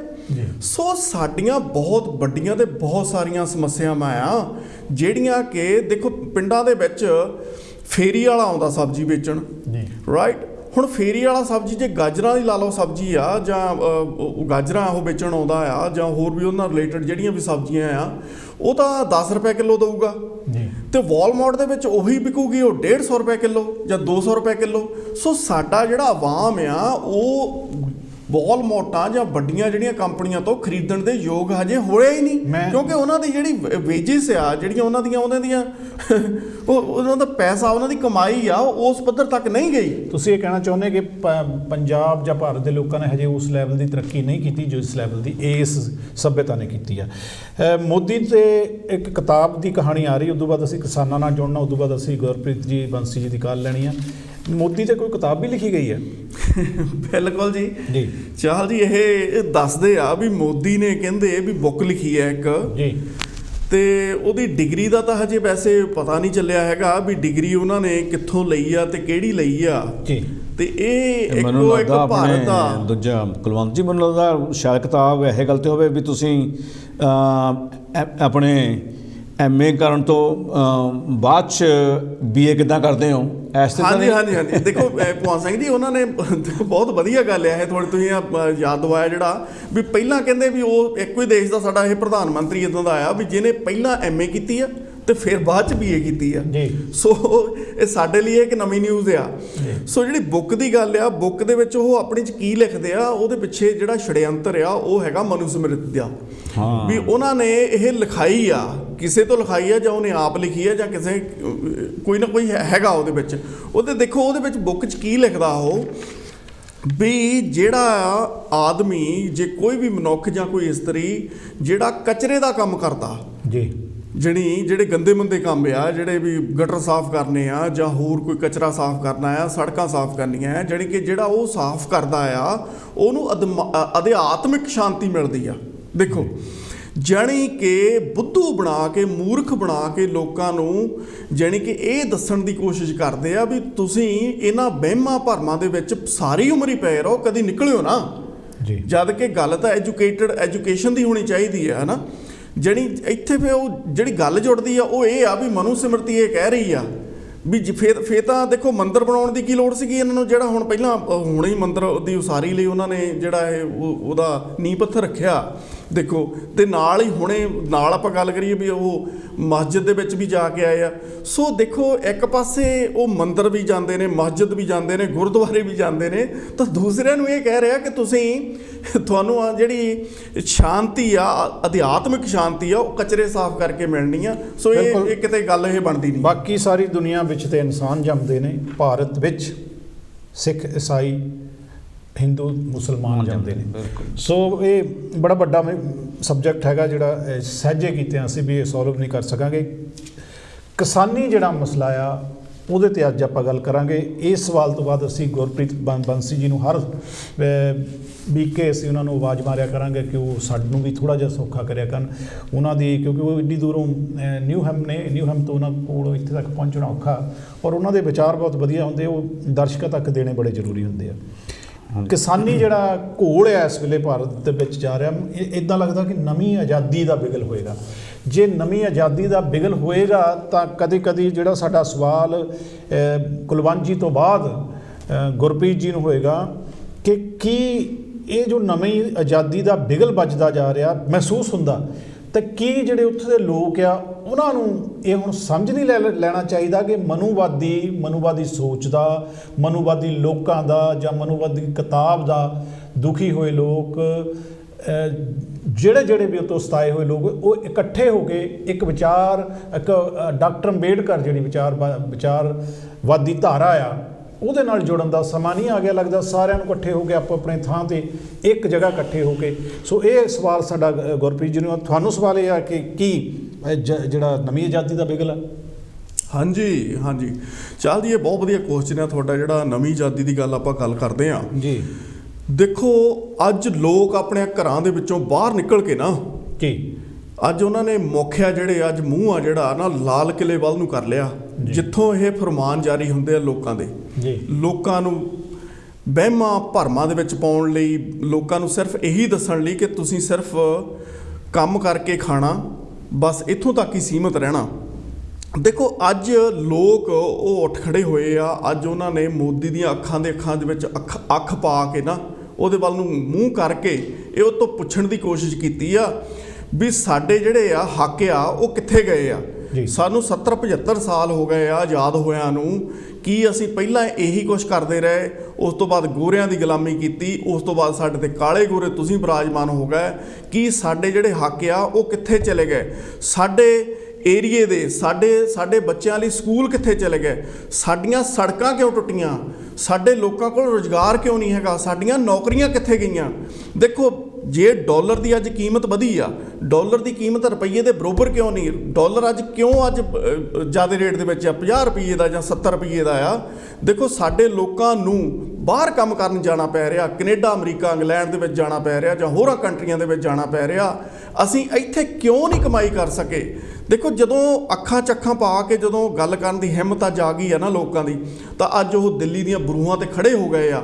ਸੋ ਉਹ ਅੱਜ ਮਜ਼ਦੂਰ ਜਿਹੜਾ ਇੱਕ ਸਾਰੀ ਉਮਰ ਕਾਰਖਾਨੇ ਦੇ ਵਿੱਚ ਕੰਮ ਕਰਕੇ ਆਪਣੇ ਹੱਥਾਂ ਦੀਆਂ ਬਿਆਈਆਂ ਵੱਲ ਦੇਖਦਾ ਵੀ ਮੈਂ ਸਾਰੀ ਉਮਰ ਤਾਂ ਕੰਮ ਕੀਤਾ, ਪਰ ਮੈਂ ਕਾਰਾਂ ਬਣਾਈਆਂ, ਮੈਂ ਸਾਈਕਲ ਬਣਾਏ, ਮੈਂ ਸਕੂਟਰ ਬਣਾਏ, ਪਰ ਕੀ ਮੇਰੇ ਹਿੱਸੇ ਦੀਆਂ ਕਾਰਾਂ ਤੇ ਮੇਰੇ ਬੱਚਿਆਂ ਲਈ ਬਹਿਣ ਲਈ ਉਹ ਕਾਰਾਂ ਅੱਜ ਕਿੱਥੇ ਚਲੇ ਗਈਆਂ? ਅੱਜ ਉਹ ਖੜਾ ਹੋ ਕੇ ਜਦੋਂ ਦੇਖਦਾ ਨਾ, ਉਹਨੇ ਅੱਖ 'ਚ ਅੱਖ ਪਾ ਕੇ ਅੱਜ ਮੋਦੀ ਦੇ ਪੁੱਛਣ ਦੀ ਜੁਰਤ ਕੀਤੀ ਆ। ਸੋ ਮੈਨੂੰ ਉਮੀਦ ਆ ਕਿ ਲੋਕ ਉਹ ਪੁੱਛ ਕੇ ਹੀ ਮੁੜਨਗੇ। ਬਿਲਕੁਲ ਜੀ। ਗੁਰਪ੍ਰੀਤ ਬੰਸੀ ਜੀ, ਅਗਰ ਤੁਸੀਂ ਸਾਡੀ ਗੱਲ ਸੁਣਦੇ ਹੋ ਤਾਂ ਤੁਹਾਨੂੰ ਸਵਾਲ ਹੈ ਕਿ ਜਿਹੜੀਆਂ ਸਾਰੇ ਜੋ ਅੱਜ ਹੋ ਰਿਹਾ ਜੋ ਭਾਰਤ ਦੇ ਵਿੱਚ, ਉਹਨਾਂ ਨੂੰ ਡਾਕਟਰ ਅੰਬੇਡਕਰ ਵਿਚਾਰਧਾਰਾ ਨਾਲ ਜੁੜ ਕੇ ਇਹ ਸੰਘਰਸ਼ ਨੂੰ ਲੜਨਾ ਚਾਹੀਦਾ। ਜੀ ਗੁਰਪ੍ਰੀਤ, ਜੈ ਗੁਰਦੇਵ, ਜੈ ਭੀਮ ਗੁਰਪ੍ਰੀਤ ਜੀ। ਹਾਂਜੀ, ਜੈ ਭੀਮ, ਜੈ ਗੁਰਦੇਵ ਜੀ ਚਾਲ ਸਾਹਿਬ, ਔਰ ਪੈਨਲ 'ਚ ਬੈਠੇ ਸਾਡੇ ਸਾਥੀਆਂ ਨੂੰ ਮੈਂ ਬਹੁਤ ਰਿਸਪੈਕਟ ਨਾਲ ਸਾਰੇ ਕੁਲਵੰਤ ਜੀ ਔਰ ਭਗਵੰਤ ਜੀ ਨੂੰ ਵੀ ਆਪਣੇ ਵੱਲੋਂ ਜੈ ਭੀਮ, ਜੈ ਭਾਰਤ, ਜੈ ਗੁਰਦੇਵ, ਧੰਨ ਗੁਰਦੇਵ ਬੁਲਾਉਂਦਾ ਜੀ ਤੁਹਾਨੂੰ। ਚਾਲ ਸਾਹਿਬ, ਵਿਸ਼ਾ ਤੁਹਾਡਾ ਬਹੁਤ ਵਧੀਆ ਹੈਗਾ ਜੀ, ਔਰ ਚੰਗੀ ਗੱਲ ਹੈ, ਤੁਸੀਂ ਬਹੁਤ ਸ਼ਲਾਘਾਯੋਗ ਮਸਲਾ ਜਿਹੜਾ ਉਹ ਡਿਸਕਸ ਕਰ ਰਹੇ ਆ। ਸਾਥੀ ਬਹੁਤ ਵਧੀਆ ਤਰੀਕੇ ਨਾਲ ਉਹਨੂੰ ਸੋਲਵ ਕਰ ਰਹੇ ਆ, ਦੱਸ ਰਹੇ ਆ, ਔਰ ਆਡੀਅנס ਕਾਂਚੀ ਟੀਵੀ ਦੀ ਜਿਹੜੇ ਵਿਊਅਰਸ ਆ ਉਹ ਚੰਗੀ ਜਾਣਕਾਰੀ ਡਿਲੀਵਰ ਹੋ ਰਹੀ ਹੈ। ਥੈਂਕ ਯੂ ਤੁਹਾਡਾ ਸਾਰਿਆਂ ਦਾ। ਔਰ ਜਿਹੜਾ ਮੈਂ ਸਮਝਦਾ ਆਪਣਾ ਮਸਲਾ ਕਿਸਾਨੀ ਮਸਲਾ ਜੋ ਚੱਲ ਰਿਹਾ ਹੈਗਾ ਇਸ ਵੇਲੇ, ਇਹ ਕਿਸਾਨੀ ਮਸਲਾ ਅਸਲ 'ਚ ਸਿਰਫ ਕਿਸਾਨੀ ਮਸਲਾ ਨਹੀਂ ਹੈ ਚਾਲ ਸਾਹਿਬ, ਅਸਲ ਇਹਨੂੰ ਡੂੰਘਾਈ 'ਚ ਜਾਣਾ ਬਹੁਤ ਜ਼ਰੂਰੀ ਆ ਜੀ। ਇਹ ਜਿਵੇਂ ਤੁਸੀਂ ਪਹਿਲਾਂ ਜ਼ਿਕਰ ਕੀਤਾ ਹੈ ਨਾ ਜੀ ਕਿ ਇੱਕ ਬਹੁਤ ਵੱਡੀ ਹਸਤੀ ਦਾ ਨਾਮ ਲਿਆ ਹੈਗਾ, ਬਾਬਾ ਸਾਹਿਬ ਡਾਕਟਰ ਭੀਮ ਰਾਓ ਅੰਬੇਡਕਰ ਜੀ।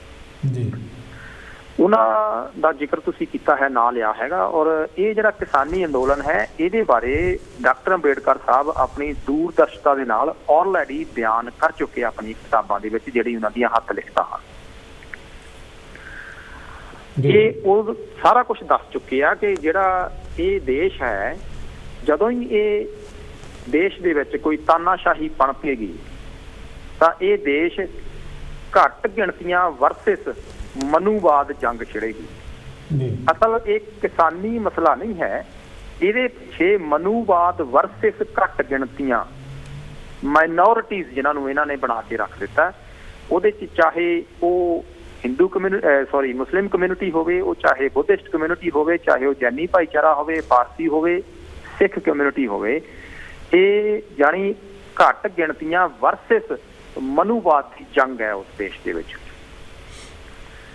ਔਰ ਜਿਵੇਂ ਦੂਸਰੀ ਵਰਲਡ ਵਾਰ ਜਿਹੜੀ ਹੋਈ ਆ ਫਾਸੀਵਾਦ ਦੀ, ਜਿਹਨੂੰ ਆਪਾਂ ਜਰਮਨ ਦਾ ਹਿਟਲਰ ਦਾ ਨਾਂ ਲੈਂਦੇ ਆ ਜਦੋਂ ਆਪਾਂ ਦੂਸਰੀ ਵਰਲਡ ਵਾਰ ਦਾ ਜ਼ਿਕਰ ਕਰਦੇ ਆ ਜੀ। ਅੱਜ ਜਿਹੜਾ ਅਮਰੀਕਾ ਦੀ ਉਦਾਹਰਨ ਤੁਸੀਂ ਦਿੱਤੀ ਆ ਇੱਕ, ਜਦੋਂ ਇਹਨਾਂ ਔਰ ਭਾਰਤ ਦੀ ਕਿਸਾਨੀ ਇਸ ਸੰਘਰਸ਼ ਨੂੰ ਆਪਾਂ ਤਿੰਨਾਂ ਨੂੰ ਮੇਲਦੇ ਆ ਤਾਂ ਇਹਦੇ 'ਚ ਸਾਨੂੰ ਫਾਸੀਵਾਦ ਦੀ ਝਲਕ ਨਜ਼ਰ ਆਉਂਦੀ ਆ ਕਿ ਅੱਜ ਇਹ ਸਾਰਾ ਕੁਛ ਡਿਕਟੇਟਰਸ਼ਿਪ ਜਿਹੜੀ ਹੈਗੀ ਆ, ਜਿਹੜੀ ਦੁਨੀਆ ਦੀ ਤਾਨਾਸ਼ਾਹੀ ਹੈ, ਉਹ ਉੱਭਰ ਕੇ ਸਾਹਮਣੇ ਆਉਂਦੀ ਹੈ ਜੀ। ਔਰ ਭਾਰਤ ਦੀ ਤਾਨਾਸ਼ਾਹੀ ਇਹ ਕਲੀਅਰ ਕੱਟ ਹੋ ਚੁੱਕੀ ਹੈ ਇਸ ਗੱਲ ਦੇ ਵਿੱਚ। ਪਰ ਭਾਰਤ ਦੀ ਤਾਨਾਸ਼ਾਹੀ ਜਿਹੜੀ ਹੈ ਉਹ ਇੱਕ ਇਸ ਤਰੀਕੇ ਨਾਲ ਹੈ ਕਿ ਜਿਹੜੀਆਂ ਵੀ ਆਜ਼ਾਦੀ ਪਸੰਦ ਲੋਕ ਆ, ਜਿਹੜੇ ਵੀ ਆਜ਼ਾਦੀ ਪਸੰਦ ਲੋਕ ਆ, ਦੇਖੋ ਕਿਸਾਨਾਂ ਨੂੰ ਲੈ ਕੇ ਆਪਾਂ ਗੱਲ ਕਰ ਲਈਏ ਤਾਂ ਪੰਜਾਬ ਦਾ ਕਿਸਾਨ ਜਿਹੜਾ ਉਹ ਪੂਰੇ ਦੇਸ਼ ਦੇ ਕਿਸਾਨ ਨਾਲੋਂ ਖੁਸ਼ਹਾਲ ਮੰਨਿਆ ਗਿਆ। ਉਹ ਖੁਸ਼ਹਾਲ ਸਮਝਦਾ ਹੈ ਆਪਣੇ ਆਪ ਨੂੰ। ਖੁਸ਼ਹਾਲ ਮੰਨਣ ਦਾ ਇੱਕ ਰੀਜ਼ਨ ਆ ਕਿ ਪੰਜਾਬ ਦੇ ਬਹੁਤਾਤ ਲੋਕ ਅਸੀਂ ਸਾਰੇ ਆਪਾਂ ਪੈਨਲ 'ਚ ਬੈਠੇ ਸਾਥੀ ਹੋਰ ਵੀ ਜਿਹੜੇ ਆਪਣੇ ਮਿਲੀਅਨ ਟ੍ਰਿਲੀਅਨਸ ਲੋਕ ਹੈਗੇ ਆ ਪੰਜਾਬ ਤੋਂ, ਉਹ ਬਾਹਰ ਬੈਠੇ ਆ। ਆਪਾਂ ਸਾਰੇ ਆਪਾਂ ਬੜੀ ਵੈਲ ਸਪੋਰਟ ਆ ਆਪਣੀਆਂ ਫੈਮਲੀਜ਼ ਦੀ, ਆਪਣੇ ਪੰਜਾਬ ਦੀ, ਆਪਣੇ ਸਟੇਟ ਦੀ ਕਹਿ ਲਈਏ। ਇਹ ਪੰਜਾਬ ਦੇ ਲੋਕਾਂ ਦੀ ਇੱਕ ਰੈਵੋਲਿਊਸ਼ਨ ਦਾ ਇੱਕ ਬਹੁਤ ਵੱਡਾ ਹਿੱਸਾ ਆ ਆਪਾਂ ਸਾਰੇ ਲੋਕ। ਹੁਣ ਜਿਹੜਾ ਮੋਦੀ ਦਾ ਇਹ ਕਿਸਾਨੀ ਬਿੱਲਾਂ ਨੂੰ ਲੈ ਕੇ ਆਉਣਾ, ਇਹ ਅਸਲ 'ਚ ਇਹ ਸਾਰੀ RSS ਦੀ ਉਪਜ ਹੈ। ਜਿਵੇਂ ਭਾਈ ਸਾਹਿਬ ਨੇ ਜ਼ਿਕਰ ਕੀਤਾ ਕਿ ਜਿਹੜੇ ਘਰਾਣੇ ਹੈਗੇ ਆ, ਕਾਰਪੋਰੇਟ ਘਰਾਣੇ ਦਾ ਜ਼ਿਕਰ ਕੀਤਾ, ਉਹਨਾਂ ਦੇ ਅਧੀਨ ਇਹ ਸਾਰਾ ਕੰਮ ਹੋ ਰਿਹਾ। ਅਸਲ ਕਾਰਪੋਰੇਟ ਘਰਾਣੇ ਤਾਂ ਇੱਕ ਸੈਕੰਡਰੀ ਆ, ਉਹ ਤਾਂ ਆਪਣਾ ਪੈਸਾ ਲਾਉਂਦੇ ਆ, ਪਰ ਉਹਨਾਂ ਤੋਂ ਪੈਸਾ ਲਵਾ ਕੌਣ ਰਿਹਾ ਹੈਗਾ, ਉਹਦੇ ਪਿੱਛੇ ਜਿਹੜੀ ਆਪਾਂ ਨੂੰ ਹਿਡਨ ਪਾਵਰ ਆ ਉਹ ਹੈਗੀ ਆ, ਆਪਾਂ ਸਾਰਿਆਂ ਨੂੰ ਪਤਾ ਕਿ ਉਹ RSS ਆ। RSS ਨੂੰ ਉਹਦਾ ਮੈਨੀਫੈਸਟੋ ਪੜ੍ਹ ਲੈਣਾ ਸਾਨੂੰ ਬਹੁਤ ਜ਼ਰੂਰੀ ਆ ਜੀ। ਉਹ ਆਪਣੇ ਮੈਨੀਫੈਸਟੋ 'ਚ ਚਾਰ ਸਾਹਿਬ ਕਹਿੰਦੇ ਆ, ਉਹਨਾਂ ਨੇ ਮੈਨੀਫੈਸਟੋ 'ਚ ਲਿਖਿਆ ਹੋਇਆ ਆ ਬਕਾਇਦਾ ਕਿ ਜਿੰਨੀਆਂ ਵੀ ਘੱਟ ਗਿਣਤੀਆਂ ਦੇਸ਼ ਦੇ ਵਿੱਚ, ਉਹਨਾਂ ਨੂੰ ਅਸੀਂ ਲਤਾੜ ਕੇ ਦਬਾ ਕੇ ਉਹਨਾਂ ਨੂੰ ਅਸੀਂ ਈਵਨ ਇੱਥੋਂ ਤੱਕ ਵੀ ਕਿਹਾ ਹੋਇਆ ਜੀ ਕਿ ਉਹਨਾਂ ਦੀਆਂ ਧੀਆਂ ਭੈਣਾਂ ਨੂੰ ਬੇਪੱਤ ਕਰਕੇ ਰੱਖਣਾ ਹੈ ਜੀ।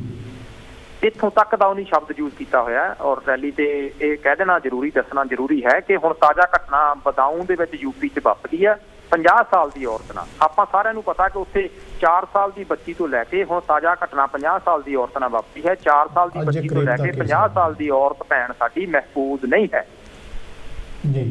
ਇਹ ਹੋ ਜ਼ਿਆਦਾਤਰ ਉੱਥੇ ਰਿਹਾ ਜਿੱਥੇ ਮਨੂਵਾਦੀ ਸੋਚ ਵਿਚਾਰਧਾਰਾ ਦੇ ਲੋਕ ਜ਼ਿਆਦਾ ਹੈਵੀ ਨੇ ਜੀ। ਔਰ ਇਹੀ ਕਿਸਾਨੀ ਬਿੱਲਾਂ ਦਾ ਜਿਹੜਾ ਮਸਲਾ ਹੈਗਾ ਆ, ਅੱਜ ਘੱਟ ਗਿਣਤੀਆਂ, ਜਦੋਂ ਕਿਸਾਨੀ ਸੰਘਰਸ਼ ਦੇ ਵਿੱਚ ਆਪਾਂ ਝਾਤ ਮਾਰਦੇ ਹਾਂ ਹੁਣ ਪੂਰੀ, ਉੱਥੇ ਆਪਾਂ ਨੂੰ ਨਜ਼ਰ ਆਉਣਗੇ ਸਿੱਖ ਮਾਈਂਡਡ ਲੋਕ ਵੀ, ਖਾਲਿਸਤਾਨੀ ਲੋਕ ਵੀ ਨਜ਼ਰ ਆਉਣਗੇ, ਸਿੱਖ ਮਾਈਂਡਡ ਲੋਕ ਵੀ ਨਜ਼ਰ ਆਉਣਗੇ, ਉੱਥੇ ਅੰਬੇਡਕਰੀ ਲੋਕ ਵੀ ਨਜ਼ਰ ਆ ਰਹੇ ਆ। ਅੰਬੇਡਕਰੀ ਲੋਕਾਂ ਨੇ ਲਾਇਬ੍ਰੇਰੀਆਂ ਖੋਲੀਆਂ। ਮੈਨੂੰ ਬੜੀ ਖੁਸ਼ੀ ਹੋਈ ਹੈ ਇਸ ਸੰਘਰਸ਼ ਨੂੰ ਦੇਖ ਕੇ, ਸਾਰੇ ਤੇ ਝਾਤ ਮਾਰ ਕੇ, ਕਿ ਚੰਡੀਗੜ੍ਹ ਤੋਂ ਵੈਲ ਐਜੂਕੇਟਡ PhD ਹੋਲਡਰ ਡਾਕਟਰਾਂ ਨੇ ਉੱਥੇ ਅੰਬੇਡਕਰੀ ਲਾਇਬ੍ਰੇਰੀਆਂ ਖੋਲੀਆਂ ਹੋਈਆਂ। Constitution books ਵੇਚਦੀਆਂ। ਭਾਰਤੀ ਸੰਵਿਧਾਨ ਦੀ ਪੰਜਾਬੀ ਚ ਅਨੁਵਾਦਿਤ ਕਿਤਾਬਾਂ ਵਿਕ ਰਹੀਆਂ ਜਲ ਸਾਹਿਬ ਉੱਤੇ, ਹਾਂਜੀ, ਜਿਹੜੀਆਂ ਬਹੁਤ ਜ਼ਰੂਰੀ ਸੀਗੀਆਂ। ਗੁਰਪ੍ਰੀਤ ਜੀ, ਇੱਕ ਹੋਰ ਵੀ ਇਸ ਅੰਦੋਲਨ 'ਚ ਜਿਹੜੀ ਸਭ ਤੋਂ ਵਧੀਆ ਦੇਖਣ ਵਾਲੀ ਗੱਲ ਹੈ ਕਿ ਲੋਕ ਬੜੇ ਸ਼ਾਂਤੀ ਨਾਲ ਬੈਠੇ ਔਰ ਸਫਾਈ ਦਾ ਖਿਆਲ ਰੱਖ ਰਹੇ ਨੇ। ਕੋਈ ਇੰਨੇ ਦਿਨ ਹੋ ਗਏ ਆ ਕਿਸੇ ਤਰ੍ਹਾਂ ਦੀ ਹੁੱਲੜਬਾਜ਼ੀ ਨਹੀਂ, ਛੇੜਛਾੜ ਨਹੀਂ। ਇਹ ਬਹੁਤ ਵਧੀਆ ਸਬੂਤ ਦਿੱਤਾ ਅੱਜ ਤੱਕ ਦੇ ਅੰਦੋਲਨ ਨੇ। ਇਹ ਚਾਲ ਸਾਹਿਬ ਥੈਂਕ ਯੂ, ਇਹ ਦੇਣਾ ਪੈਣਾ ਸੀਗਾ। ਚਾਲ ਸਾਹਿਬ, ਜਿਹੜੀ ਮੌਕੇ ਦੀ ਸਰਕਾਰ ਤਾਨਾਸ਼ਾਹੀ ਉਹ ਚਾਹੁੰਦੀ ਆ ਕਿ ਕਿਸੇ ਤਰੀਕੇ ਨਾਲ ਇਹ ਸੰਵਿਧਾਨ ਦੇ ਖਿਲਾਫ ਜਾਣ ਜੀ। ਸਾਡੇ ਕੋਲ ਇੱਕ ਕੁਐਸਚਨ ਸੀ ਆਪਸ ਵਿੱਚ ਡਿਸਕਸ ਕਰਨ ਦਾ, ਉਹ ਤੁਹਾਡੇ ਨਾਲ ਹੀ ਕਰ ਲੈਂਦੇ ਕਿ ਜਿਹੜੇ ਦੀਪ ਸਿੱਧੂ ਆ ਉਹ ਬਿਆਨ ਦੇ ਰਿਹਾ ਕਿ ਸਾਨੂੰ ਬਾਕੀ ਸਾਰੇ ਕਿਸਾਨ ਜਥੇਬੰਦੀਆਂ ਜਿਹੜੀਆਂ ਕਹਿ ਰਹੀਆਂ ਵੀ ਅਸੀਂ ਭਾਰਤ ਦਾ ਝੰਡਾ ਤੇ ਕਿਸਾਨੀ ਦੇ ਝੰਡੇ ਦੇ ਨਾਲ ਹੀ ਮੋਰਚਾ ਜਿਹੜਾ 26 ਨੂੰ ਲੈ ਕੇ ਜਾਣਾ, ਪਰ ਦੀਪ ਸਿੱਧੂ ਕਹਿ ਰਿਹਾ ਕਿ ਨਹੀਂ, ਸਾਨੂੰ ਜਿਹੜਾ ਖੰਡਾ ਆ ਅਸੀਂ ਖੰਡੇ ਨਾਲ ਹੀ ਲੜੇ ਆ ਤਾਂ ਖੰਡਾ ਹੀ ਲੈ ਕੇ ਜਾਣਾ ਚਾਹੀਦਾ। ਇੱਥੇ ਮੈਨੂੰ ਦੋਨਾਂ ਕੁਛ ਤੁਸੀਂ ਕੀ ਮਹਿਸੂਸ ਕਰਦੇ? ਮੈਂ ਆਪਣੀ ਗੱਲ ਬਾਅਦ 'ਚ ਰੱਖਦਾ। ਮੈਂ ਤੁਹਾਡੀ ਇਸ ਗੱਲ ਨੂੰ ਮੈਂ ਅੱਗੇ ਤੋਰਦਾ ਹੋਇਆ ਕਹਿਣਾ ਕਿ ਮੈਂ ਦੀਪ ਸਿੱਧੂ ਦੀ ਇਸ ਕੰਸੈਂਟ ਦੇ ਨਾਲ ਐਗਰੀ ਨਹੀਂ ਹੈਗਾ।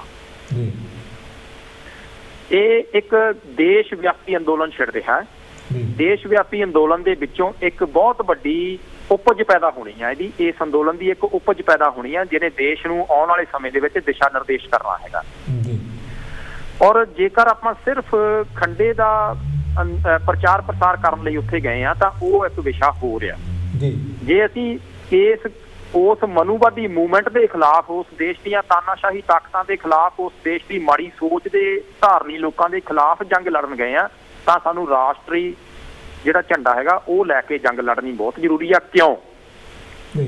ਕਿਉਂਕਿ ਜਿਹੜਾ ਕੰਮ ਇਹਨਾਂ ਨੇ ਪੰਜਾਬ ਤੋਂ ਗਏ ਕਿਸਾਨਾਂ ਦੇ ਨਾਲ ਹਰਿਆਣੇ ਬਾਰਡਰ ਤੇ ਕੀਤਾ, ਚਾਹੇ ਉਹ ਹਾਈਵੇ ਪੱਟਿਆ, ਚਾਹੇ ਉਹ ਡਿਚ ਮਸ਼ੀਨਾਂ, ਚਾਹੇ ਉਹ ਕੰਟੇਨਰ ਖੜੇ ਕੀਤੇ, ਪਾਣੀ ਦੀਆਂ ਕੈਨਨ ਖੜੀਆਂ ਕੀਤੀਆਂ, ਬਹੁਤ ਜ਼ਿਆਦਾ ਮੰਦਭਾਗਾ ਲੋਕਤੰਤਰ ਦਾ ਘਾਣ ਕੀਤਾ ਇਹਨਾਂ ਨੇ।